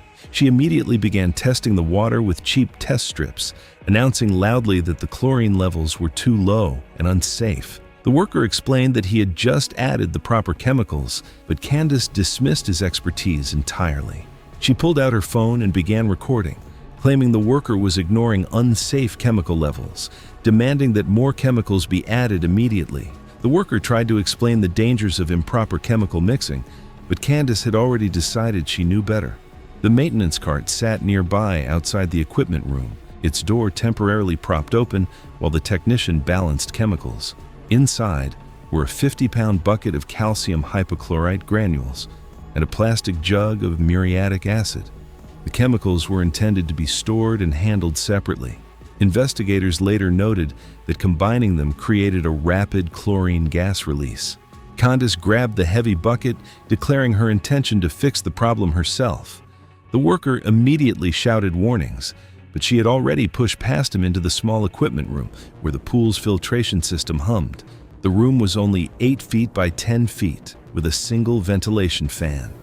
She set the bucket down and noticed the jug of muriatic acid on the shelf. Investigators later recovered recent phone searches related to pool pH balancing, suggesting she believed the water required both chlorine and acid adjustment at the same time. The worker frantically tried to stop her, but Candace ignored him completely. She poured several cups of muriatic acid directly into the bucket of calcium hypochlorite granules. The reaction was immediate. The mixture began to hiss and heat rapidly, releasing a harsh, yellow-green chlorine vapor that filled the small enclosed room within seconds. Candace gasped reflexively in surprise, pulling the chlorine vapor deep into her lungs. The chlorine vapor immediately irritated her airways, triggering violent coughing and burning in her lungs as she stumbled toward the door, but her eyes were burning so severely she couldn't see. The pool worker grabbed her and pulled her from the equipment room, immediately calling emergency services. He tried to keep her upright and breathing fresh air, but Candace was gasping and wheezing. Her coughing worsened, and she struggled to speak between breaths as responders noticed her oxygen levels dropping. Within minutes, pink-tinged foam appeared at her mouth, indicating severe fluid buildup in her lungs. Residual chlorine vapor continued venting from the equipment room, forcing evacuation of the pool deck until hazmat crews arrived. 3 swimmers experienced coughing and eye irritation from brief exposure. Paramedics arrived within 5 minutes and found Candace in severe respiratory distress with cyanotic lips, indicating oxygen deprivation. Paramedics noted severe respiratory distress consistent with chlorine inhalation as fluid rapidly began filling her lungs. Despite receiving emergency respiratory support, her damaged lungs could not exchange oxygen. She was airlifted to the regional medical center and placed on mechanical ventilation, but the extent of her lung damage was irreversible. She died 4 hours later from respiratory failure caused by acute chlorine gas poisoning. The pool area was sealed off, while hazmat teams spent 2 days ventilating the equipment room. Security footage confirmed that Candace had ignored all safety warnings and created the lethal gas cloud despite repeated attempts to stop her. The toxic fumes that claimed Candace's life in Texas were just the beginning of a deadly pattern. 9 months later, and 900 miles west, another tragedy was unfolding. One where a simple weekend project would expose the fatal cost of dismissing professional expertise. It was August 3rd, 2013. A Tampa backyard sat quiet after passing storms, air heavy and still. A rectangular pool reflected a pale sky, its surface barely moving except for a faint current at the deep end. Soft music played near the patio, masking any sign of danger that day. Lena Whitmore was 34 years old and worked as a real estate assistant for a mid-sized brokerage in Hillsborough County. Her role revolved around fixing problems before they slowed anyone else down. She handled incomplete paperwork, bypassed delays, and regularly improvised solutions when procedures felt unnecessary. Co-workers knew her as efficient and decisive, someone who believed most rules existed to protect people from their own lack of judgment rather than from real danger.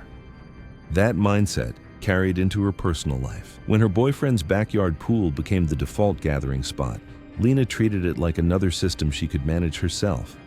Safety signage and restrictions annoyed her, and she believed modern warnings were written for people who didn't understand how things worked. Weeks earlier, the pool's main drain cover had cracked and been removed. Although a replacement was ordered, she chose not to shut the pool down. She inspected the opening, ran the pump, and tested the suction with her hand, concluding it wasn't strong enough to matter. When a service notice advised against using the pool until repairs were completed, she dismissed it as a liability precaution rather than a real safety concern. In the days leading up to the gathering, Lena adjusted the system on her own. She ran the pump longer to keep the water clear, reassured guests that the drain was harmless, and framed the missing cover as a cosmetic issue. She spoke confidently about residential pump limits, repeating that these systems were designed to prevent serious harm. The pool stayed open. The gathering began in the mid-afternoon. Drinks were available, and co-workers stood talking near the shallow end. Eventually, attention turned to the exposed drain. Someone pointed it out and said it didn't look safe. Lena dismissed the concern immediately, explaining that she had already checked it. When it was suggested the pump be turned off temporarily, she rejected the idea, saying it would undo the balance she had already set and cloud the water. To end the discussion, Lena swam toward the deep end. She positioned herself above the drain and said she would demonstrate that nothing would happen. She hovered briefly, then lowered herself until her body was centered directly over the opening. The pump was running at full filtration speed. Within seconds, suction fixed her in place. The shift was visible. Her posture stiffened and her arms moved down as she tried to push herself up. Her hands slipped against the pool floor. The force holding her down didn't fluctuate or weaken. It stayed constant. Water around her legs churned as the pump continued pulling. She tried again to lift free and couldn't. The sustained suction caused rapid internal injury.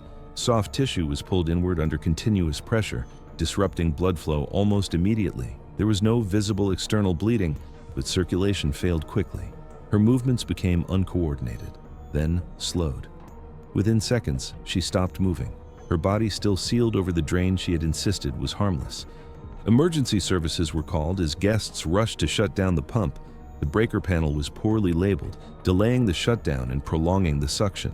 When power was finally cut, the pull released and Lena drifted backward in the water, motionless. She did not surface on her own. Paramedics arrived within minutes and pulled her from the pool onto the patio. CPR and advanced life support were initiated, but no pulse was detected and she did not respond. She was pronounced dead at the scene. The medical examiner ruled the death accidental, caused by fatal internal trauma from suction entrapment that rapidly disrupted circulation and led to organ failure. The pool owner was cited for operating the pool without a drain cover, and civil penalties followed. Lena's employer later issued a safety notice and discontinued pool-related gatherings. It was August 3, 2013, at a wooden roller coaster in a Northern California amusement park. Evening crowds gathered near the station as trains blasted through a high-speed flyby at nearly 50 miles per hour. A chest-high metal barrier separated spectators from the track, marking the edge of the ride's safety clearance area. Standing near that barrier was Logan Price, 22, a community college baseball player finishing his summer semester. He worked part-time at a sporting goods store and planned to transfer the following year. On the field, he relied on quick reactions and precise timing. Friends described him as relaxed and playful, the kind of person who filled quiet moments in line with jokes or harmless challenges. That evening, he carried an oversized inflatable baseball bat, bright plastic, hollow, and light enough to swing easily. It had been bought earlier that day from a Midway prize booth and quickly became a prop for photos and jokes as the group moved through the park. When the coaster roared past the station the first time, Logan lifted the inflatable bat and made a mock swing toward the train, stopping short before it reached the railing. The bat never crossed the barrier. His friends laughed and the train disappeared down the track. A minute later, the coaster returned again. Logan repeated the motion, raising the bat as the train approached and pulling it back at the last second. The timing became the joke, pretending to hit the train while staying just behind the barrier. The bat never touched the ride, but each attempt edged closer to the boundary that separated spectators from the moving cars. By the third pass, the rhythm of the coaster was predictable. The train burst from the curve and rushed toward the flyby with the same steady speed. Logan leaned slightly over the railing and extended the inflatable bat farther than before, aiming the rounded end toward the passing train as if lining up another mock swing. This time, the tip dipped just below the top of the barrier and briefly entered the ride's clearance space, the invisible envelope the train occupies as it passes. The lead car reached the spot a fraction of a second later. The corner of the car struck the inflatable surface. The hollow plastic compressed instantly and snapped downward under the force of the moving train. The sudden impact jerked the bat violently out of Logan's hands. Already leaning forward over the railing, the motion shifted his balance. His center of gravity moved past the barrier as the bat was ripped away. His upper body tipped forward and his head dropped toward the squared steel post that anchored the railing beside him. Witnesses later described the movement as a single motion.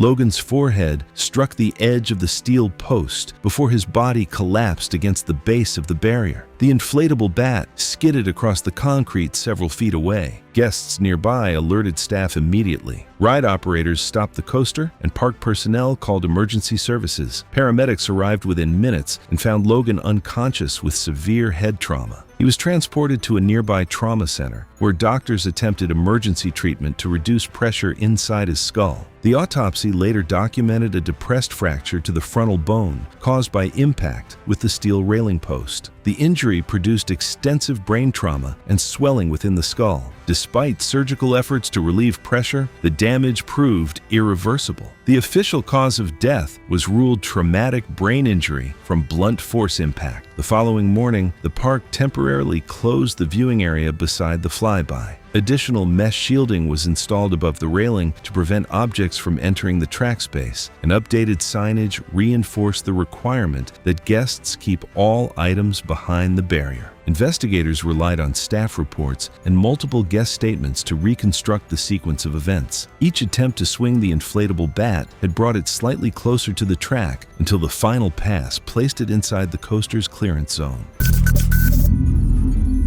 It was July 14, 2016, when the Arizona sun beat down mercilessly on Scottsdale, turning the asphalt into waves of shimmering heat. The temperature had climbed to 112 degrees by early afternoon, the kind of oppressive heat that made breathing feel like inhaling from an oven. The Costco parking lot was packed beyond capacity, cars circling endlessly as weekend shoppers took advantage of summer sales. Brella Tusk, a 47-year-old woman who worked in property sales, pulled her white luxury SUV into the lot just after 2 in the afternoon. She wore a pink velour tracksuit and oversized sunglasses, having spent her morning in heated discussions with her neighborhood association. She spotted a family loading groceries into their sedan near the entrance. Brella immediately stopped her vehicle perpendicular to the space, blocking the lane with her turn signal flashing. From the opposite direction, a younger woman in a compact car approached the same spot. Brella laid on her horn as the family continued their loading, visibly uncomfortable with the attention. When the sedan finally pulled out, the compact car quickly maneuvered into the space. Brella threw her SUV into park in the middle of the traffic lane, engine still running, and stepped out into the scorching heat. She approached the other vehicle with her phone raised, filming as she confronted the driver, who remained inside with the doors locked. Behind her, abandoned SUV, traffic began backing up as several cars waited in the lane. For 3 minutes, she stood in the direct sunlight as shoppers began recording the confrontation. Then, she returned to her vehicle, declaring her intention to wait as long as necessary. Her SUV sat with the engine running and the driver's door wide open, air conditioning fighting a losing battle against the extreme heat pouring through the opening. The temperature outside had climbed to 114 degrees. Despite the running air conditioning, the open door provided little relief, as hot air and reflected heat from the asphalt continued flooding the interior. The sun beat directly through the windshield and open door, radiating heat into the cabin like a furnace. She sat periodically revving the engine and honking, while the other driver had gone inside to shop. 47 minutes into her vigil, the engine temperature gauge began climbing into the red zone. The relentless idling and triple-digit heat, combined with prolonged air conditioning use, pushed the cooling system beyond its limits. As temperatures climbed, the vehicle automatically shut off the air conditioning compressor to protect the engine. Minutes later, the overheating forced the engine to stall. With the engine silent, radiant heat from the sun and asphalt quickly overwhelmed the cabin. Brella remained seated, her phone now recording a video as she documented her complaint. Her face grew increasingly flushed as sweat soaked through her velour tracksuit.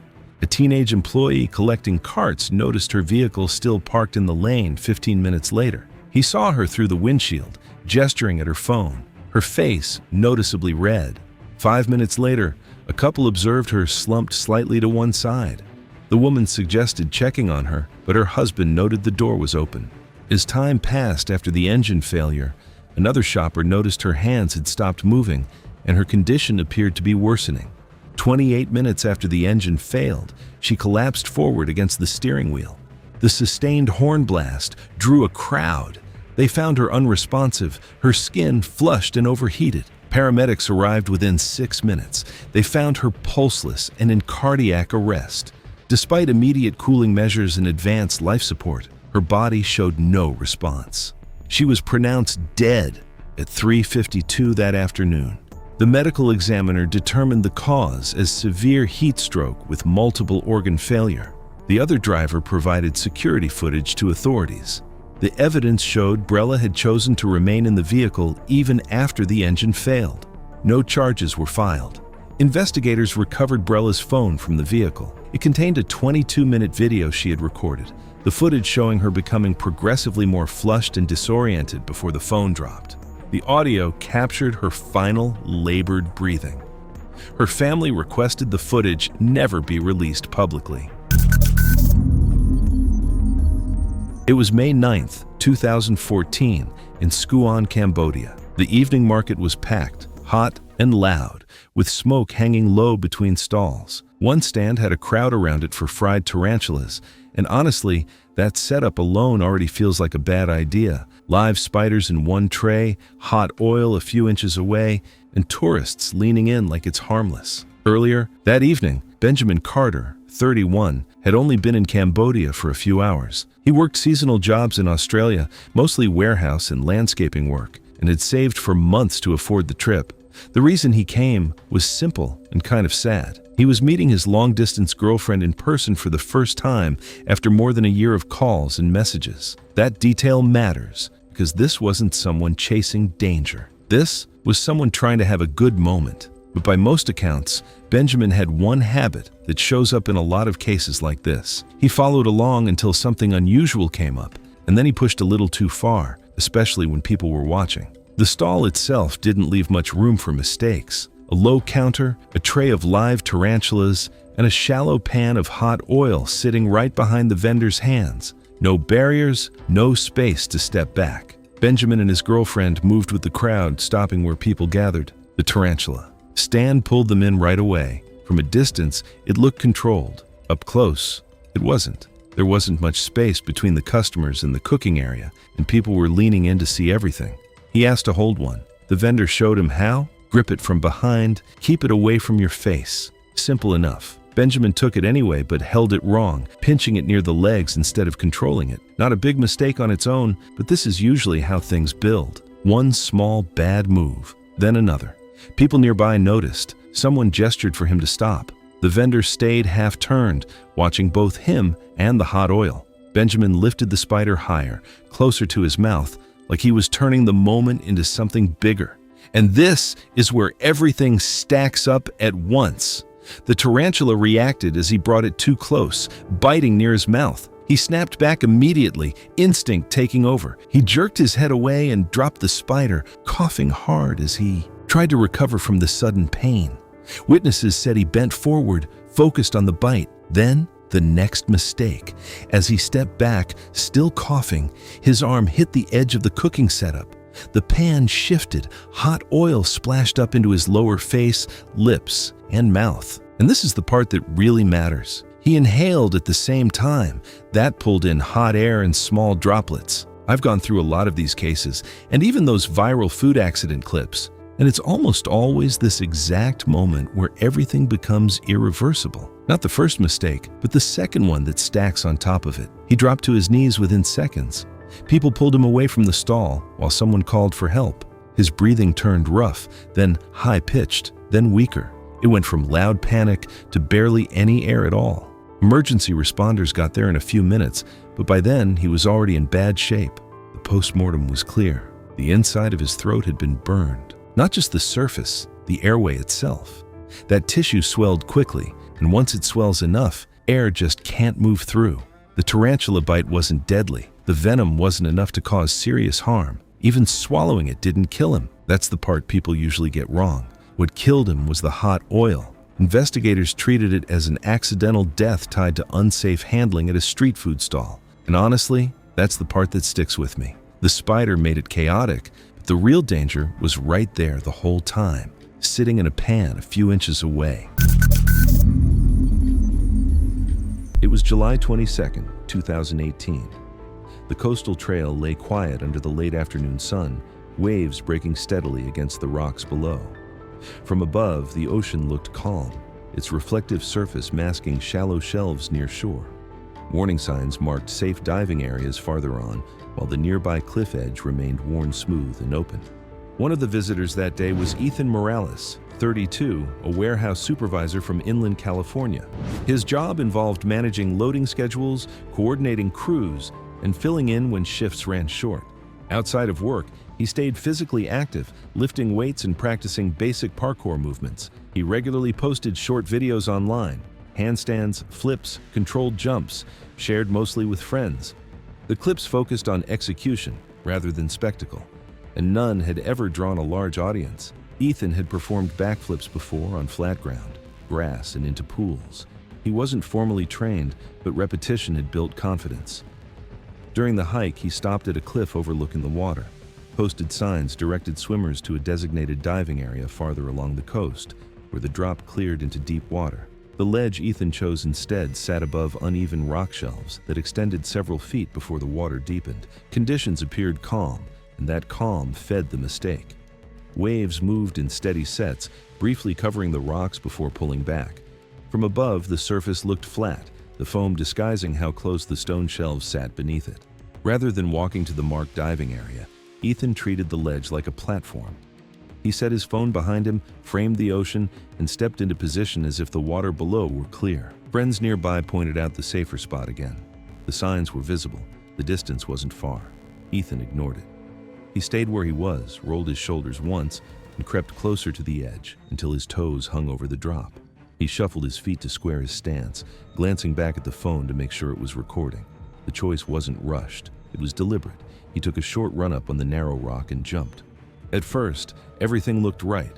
His body tucked and rotated backward smoothly, the motion familiar from dozens of previous flips, but the launch angle was wrong. The cliff pushed him outward instead of projecting him forward. As he rotated, his downward path steepened. The rocks didn't fall away beneath him. They rose. He came down feet first, but not into open water. His left foot struck a submerged rock just below the surface. The ankle collapsed on impact, bone failing instantly. The abrupt stop twisted his body sideways in midair. Momentum carried the rest of him down hard. His right hip and lower back slammed into another rock at the waterline with enough force to fold his torso. His head snapped backward sharply, the neck taking the full force of the rotation. The impact knocked him limp, and his body slid off the rocks into the surf, disappearing beneath a breaking wave. He did not resurface. The phone continued recording as water surged over the rocks, leaving fresh scrape marks beneath the foam. People on the trail ran toward the shoreline and contacted emergency services, but rescue crews found no response. Paramedics documented multiple visible fractures and no signs of consciousness. He was transported to a nearby hospital, where imaging revealed multiple fractures to the lower limbs, a fractured pelvis, and a catastrophic cervical spine injury. The spinal cord had been damaged at the base of the neck. He was pronounced dead shortly after arrival. The medical examiner ruled the death accidental, caused by blunt force trauma from a fall onto rocks. The report noted that the injuries were consistent with a misjudged jump rather than a water entry. Posted signs directing visitors to approved diving areas were confirmed to be visible and intact. The video was reviewed during the investigation and returned to the family. Additional fencing was installed near the ledge weeks later. The designated diving area remained open. Scrape marks on the rocks below the cliff were still visible long after the incident. It was July 22, 2017, at an outdoor music festival in rural western Wisconsin. The lawn in front of the stage was packed shoulder to shoulder under heavy humidity. Interlocked steel crowd control barricades formed the pit barrier as security moved through a narrow access lane, while pressure built near the front. Tyler McKenna, 24, stood 3 rows from the barricade. He worked at a shipping warehouse outside Minneapolis, but at concerts he had a different reputation, the one who forced his way forward when others stepped back, chasing the closest, most chaotic spot he could find. Tyler ran a small concert page where he posted pit videos and selfies from inside packed crowds. He liked angles other people avoided, standing on rails, climbing barriers, lifting himself above shoulder level to make it look like he was at the center of chaos. That night, he wanted something bigger, a shot from the exact middle of the pit with the entire surge behind him. The closer and more unstable it looked, the better it performed online. He had done similar climbs before and walked away without consequence. The lawn narrowed toward the stage, compressing bodies into a dense standing zone. The barricades were built to resist forward crowd pressure, not to support someone balancing on the crossbars. Rain earlier that evening had left the grass slick and the metal damp. By 9:15 p.m., the front section was packed tightly enough that lifting both arms freely was difficult. Security monitored the access lane for signs of distress. Several attendees later reported that breathing already felt strained near the barricade. At 9:18 p.m., the band called for a wall of death, and the crowd split into 2 compact lines facing each other. Security along the rail motioned for people to stay off the barricades, but the access lane was congested with staff monitoring distressed attendees near the front. Tyler moved forward anyway, phone mounted on a short grip. He stepped onto the wet mid-rail, 1 foot on the lower bar and 1 hand on the top rail, lifting the phone above his head to frame himself against the divided crowd just as the surge was about to collide. At 9:20 p.m., the music cut and both sides surged forward. The collision wave reached the barricade in under 2 seconds. Thousands of pounds of combined body weight drove inward, forcing the steel rail to flex several inches under the pressure.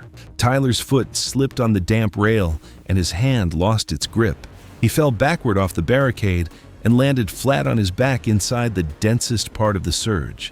People behind him were already moving forward. Witnesses reported seeing him fall and attempt to move before being overrun by the surge.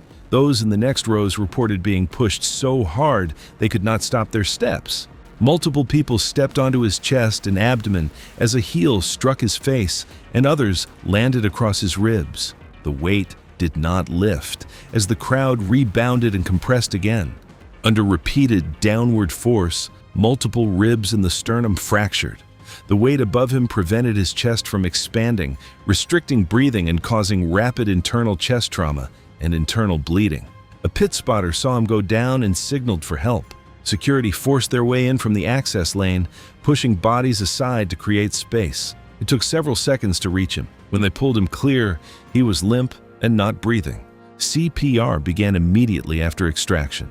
Emergency medical personnel reached him within about 4 minutes of the initial call.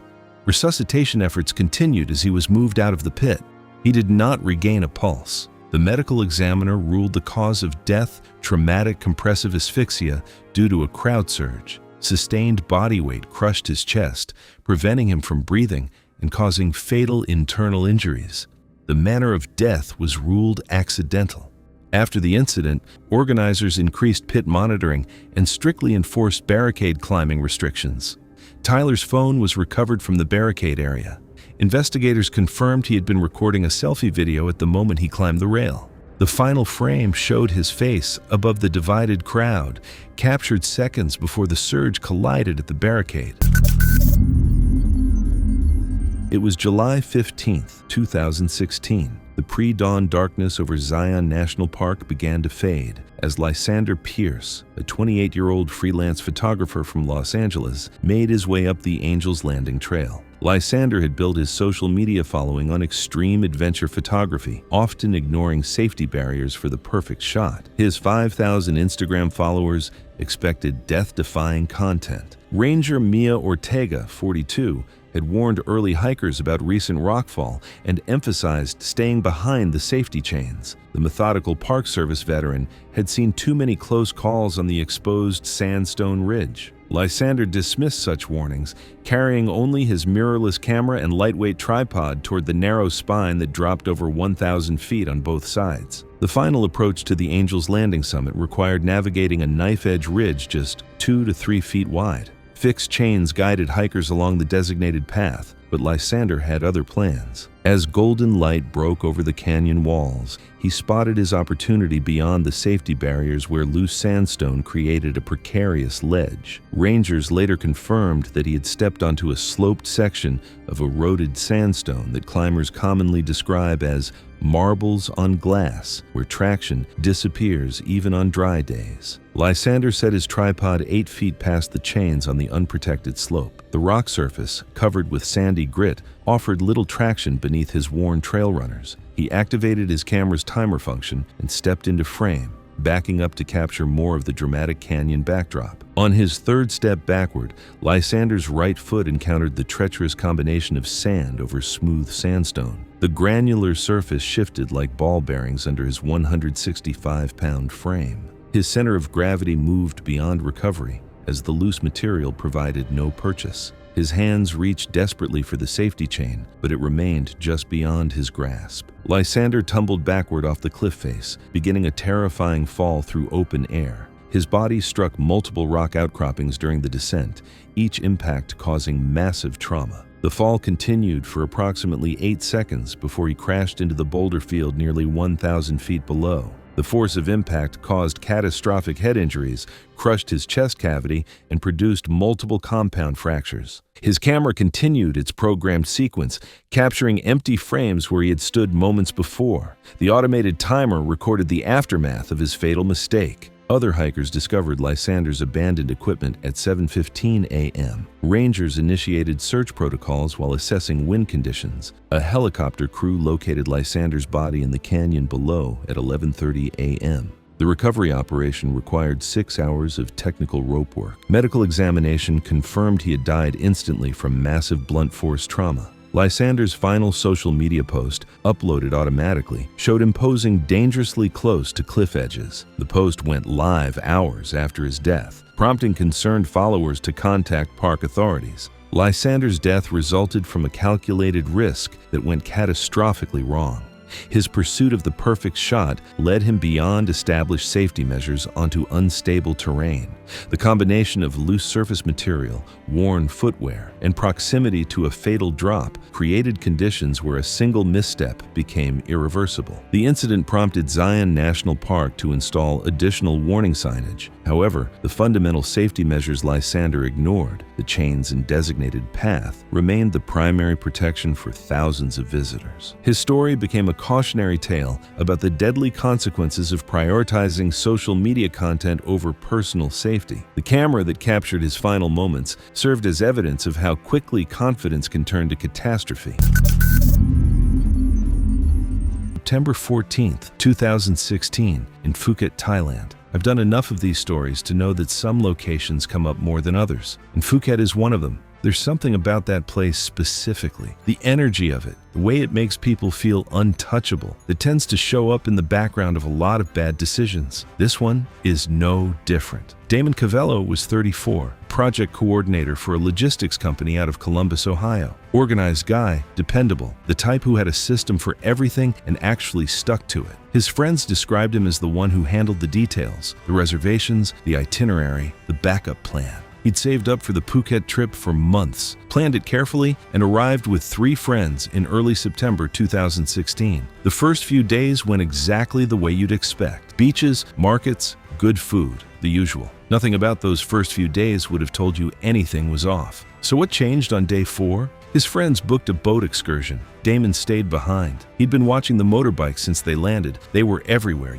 weaving through traffic, parked outside every guest house, ridden casually by tourists and locals like it was nothing. And at some point during those first few days, something clicked, and he decided he wanted to try one. No big dramatic moment, no dare, no pressure from anyone. Just a guy on vacation who saw something that looked fun and decided to go for it. Which, I don't know, makes it harder to explain in some ways, not easier. Here's where it starts to go wrong. He found a small rental place near where they were staying. No license check, which smaller rental shops in that area were known for at the time. Paid for a full day, signed a form, got handed a 125 cubic centimeter motorbike and a gesture toward the throttle and brake. That was the entire handover. Damon had never been on a motorized 2-wheeled vehicle in his life, not once. So what did he do with zero experience, zero instruction, and a motorbike he'd never touched before? He took it out anyway. And what makes me wonder is whether the whole thing felt too easy at the start, because the first few minutes were just a quiet side road and nothing went wrong yet. He spent those few minutes nearby, going slowly,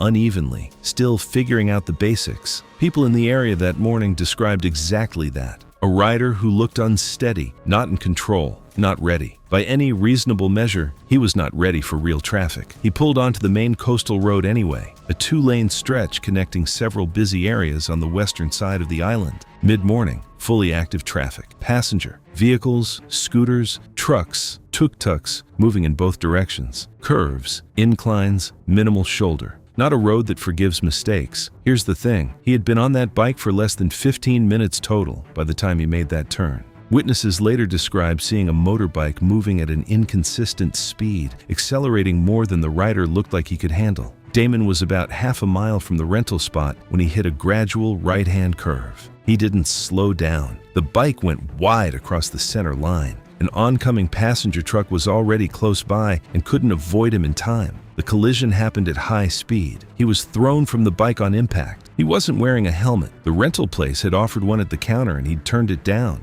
That detail, honestly, takes me back every time. not because it changes what happened on that road, but because it was the one call he made before any of it started, before he even turned the key. He landed hard on the road surface a significant distance from the point of impact. Witnesses stopped. Several went to him. He was unresponsive. Damon Cavello was pronounced dead at a local medical facility shortly after. Cause of death was blunt force trauma from a high-impact collision. He'd been in Phuket for 4 days. His 3 friends were still out on the water when it happened and weren't told until that afternoon. Local authorities documented the rental operation in their report. The case was closed as accidental.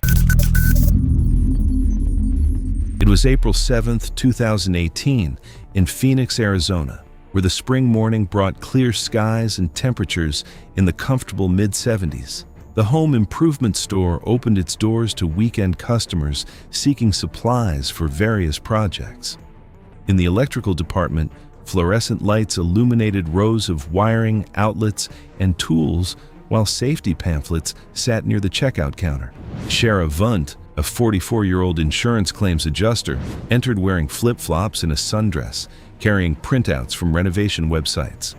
After receiving an $800 quote from a licensed electrician to rewire her kitchen outlets, she chose to handle the project herself, convinced that online tutorials had given her sufficient expertise. Before reaching the electrical aisle, she stopped at customer service to argue about the price of contractor-grade wire. She insisted an online listing should be honored in store, despite it being from a third-party seller. When the clerk explained the policy, Shara reacted with visible irritation, loudly criticizing the store's pricing and competence. Several customers turned to watch as she continued voicing her dissatisfaction. In the electrical department, a licensed electrician with over 20 years of experience attempted to explain the risks of working on energized residential circuits. Shara repeatedly interrupted him, correcting terminology and minimizing the complexity of the task. When he mentioned permits and professional installation requirements for energized residential circuits and 240-volt appliances, she dismissed the warning and implied he was exaggerating dangers to protect his trade. Her tone grew confrontational, and she suggested that safety concerns were merely tactics to discourage independent customers. The employee demonstrated how to use a voltage tester and emphasized that confirming a circuit was de-energized was standard safety practice. Shara declined the full explanation, purchased the device without opening it, and refused recommendations for insulated gloves and proper footwear, viewing them as unnecessary expenses. At checkout, she disputed an expired coupon and threatened to leave a negative review about staff professionalism. She eventually completed the purchase, visibly annoyed. By early afternoon, Shara returned home and began working in her garage, where the electrical panel controlled power to her kitchen. The concrete floor was damp from washing her car earlier, and a garden hose lay nearby. She wore the same flip-flops, their soles wet from the moisture on the floor. She located what she believed was the main breaker and switched it off, but it only disabled a secondary panel. The main 240-volt lines remained energized, carrying enough current to cause cardiac arrest. The voltage tester remained unopened on her workbench. She decided verifying the circuit would only slow her progress. Using old pliers with worn metal handles, Shara began stripping insulation from what she assumed was dead wire. The moment the metal touched the live 240-volt conductor, electrical current found a path through her body. Her wet flip-flops on damp concrete created an efficient ground connection, allowing current to pass from her hands through her torso to her feet, disrupting her heart's electrical rhythm.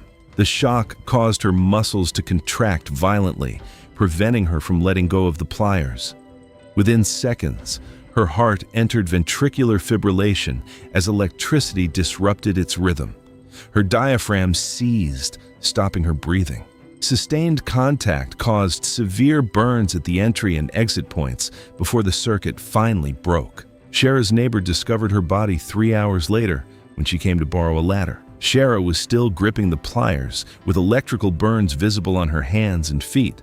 Emergency services were called immediately. The fire department's electrical inspector determined she had been electrocuted by 240 volts while working on live wires. Investigators noted the circuit she contacted was not protected by a GFCI breaker, a factor that allowed the electrical current to continue uninterrupted. The voltage tester that could have confirmed the circuit was safe was still sealed in its packaging. The main breaker had never been turned off. The medical examiner ruled the death accidental electrocution, noting that wet conditions, metal tools, and energized household wiring had created a predictably fatal situation. Investigators concluded the energized circuit and wet conditions created a lethal combination. The homeowner's insurance claim was denied after investigators determined the damage resulted from unpermitted electrical work, leaving the family responsible for repairs. The house required complete rewiring before it could be sold. It was September 22, 2018. The abandoned hotel on the eastern edge of downtown Gary, Indiana, stood as another marker of the city's industrial decline. Built in the 1920s, the brick building had weathered badly, most windows broken or boarded, a chain-link fence full of gaps surrounding it. Inside, the 40 by 30-foot lobby featured a grand staircase and decades of neglect. Warped floorboards, water stains, sagging patches from roof leaks. Dusk was settling, weak natural light filtering through broken windows. Merritt Glade arrived alone. At 29, he worked as a freelance videographer, building a portfolio focused on abandoned architecture and urban decay. He carried roughly 18 pounds of equipment, a camera, 2 lenses, a tripod, and a stabilizer rig. His content emphasized atmospheric shots over thorough exploration. He had visited dozens of abandoned sites over the past 3 years, usually without permission. He entered through a side door that had been pried open previously. His focus was on lighting and composition, not structural integrity. He had no training in building safety or hazard assessment. The lobby offered the kind of visual decay he sought. Peeling wallpaper, dust suspended in the fading light, and the skeletal remains of a reception desk. He moved slowly, testing angles and adjusting camera settings. The floor creaked under his weight in several places, but he attributed it to the age of the building. He stepped carefully around obvious holes and missing sections, but paid less attention to discolored areas that appeared intact from the surface. He positioned himself near the center of the room, adjusting the tripod height. Then he moved a few feet to his left, eyes on the camera screen rather than the floor beneath him. He stepped onto a darkened patch of wood that looked solid but had been compromised by rot and moisture. The boards gave a sharp crack. They collapsed instantly under his combined weight and the equipment he carried. He fell through the opening. The drop measured approximately 8 feet into a crawl space beneath the lobby. His body twisted as he descended. A vertical rusted iron pipe, roughly 2 inches in diameter, protruded from the crawl space floor where old plumbing had been abandoned. The pipe penetrated his left upper abdomen just below the rib margin. The force of the fall drove it deep into soft tissue, tearing through internal structures and major blood vessels. His momentum carried him forward, and he slid off the pipe, collapsing onto the dirt floor below. The camera, still recording, had fallen separately and landed lens up several feet away. The audio captured a strangled cry, then labored, irregular breathing. He attempted to draw breath, to press his hands against the wound, but the rapid internal blood loss caused dizziness and loss of consciousness within moments. The sounds grew quieter and more spaced out. Within less than 2 minutes, silence followed. His absence was not noticed immediately. He lived alone and worked independently, with no family in the immediate area and few close friends who tracked his whereabouts. His irregular work schedule meant days could pass without contact. 3 days later, a property inspector conducting a routine check discovered his vehicle still parked near the building. Police were notified.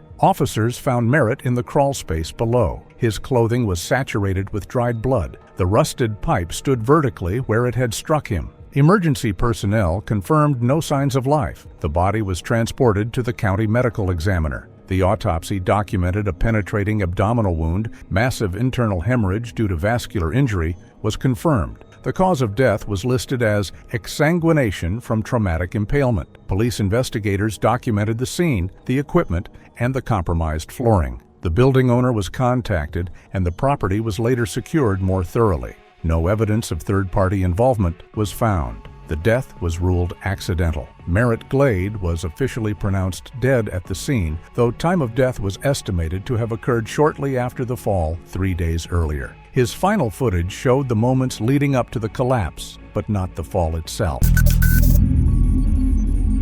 February 11th, 2016, in the Monteverde region of Costa Rica.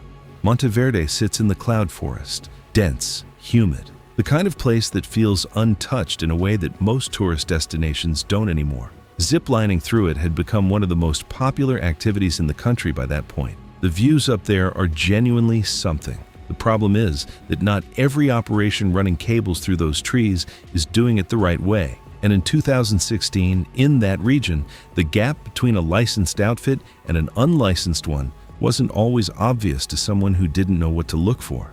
Lev Kettner was 33, a software developer from Portland, Oregon, on a 3-week solo trip through Central America. Researched guy, the type who looked things up before going, read reviews, did his homework. He'd been in Costa Rica for about a week by the time he reached Monteverde and had already done a few outdoor activities without issue.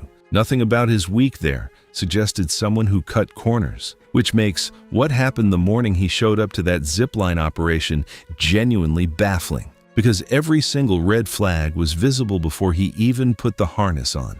He found the operation through a handwritten flyer posted near his guest house. No booking platform, no reviews, no website, just a flyer and a price that was noticeably cheaper than the licensed outfits running in the area. That alone should have been enough. He showed up anyway. The setup was small, a few cables through the canopy, one operator on site, no safety certifications visible anywhere. The departure platform was a rough wooden construction bolted between two trees, uneven underfoot, with no visible reinforcement beyond its main supports. The trolley sitting on the cable had visible signs of wear and corrosion along the wheel housing. And then, the operator handed him the harness. The webbing had visible fraying along multiple points. The stitching on one of the attachment loops had deteriorated to the point where it was physically coming apart. This wasn't wear. You had to look closely to find. It was the kind of deterioration that was obvious the moment the thing was in his hands. He adjusted the harness briefly before clipping it on. And here's where it gets almost hard to believe. The operator's idea of a safety check was a single tug on the main clip before waving Lev toward the platform. No walkthrough, no verbal instructions, no demonstration. Just a tug and a wave. Lev watched all of this happen and got on the platform anyway. The line ran approximately 400 feet between two platforms through the forest canopy, around 50 feet above the ground at its highest point. He clipped in and pushed off, moving steadily across the line. About halfway through, the deteriorated attachment loop failed under the load, causing his only connection to the trolley to detach. Witnesses on the departure platform saw it happen in real time. One moment he was moving along the cable, the next he dropped out of view. He fell directly into the forest floor below. Dense root systems, rocks, and uneven ground. He was found unresponsive beneath the line where the failure occurred. The operator raised the alarm, and local emergency responders navigated to the location through the forest access trail. Lev Kettner was pronounced dead at the scene. Cause of death was blunt force trauma, consistent with a fall from height. Local authorities shut down the operation immediately, and the operator was detained as part of a negligence investigation. The zipline was confirmed unlicensed, and the equipment deemed wholly unfit for use. The case was ruled an accidental death, with findings pointing to negligence due to unsafe equipment at an unlicensed operation.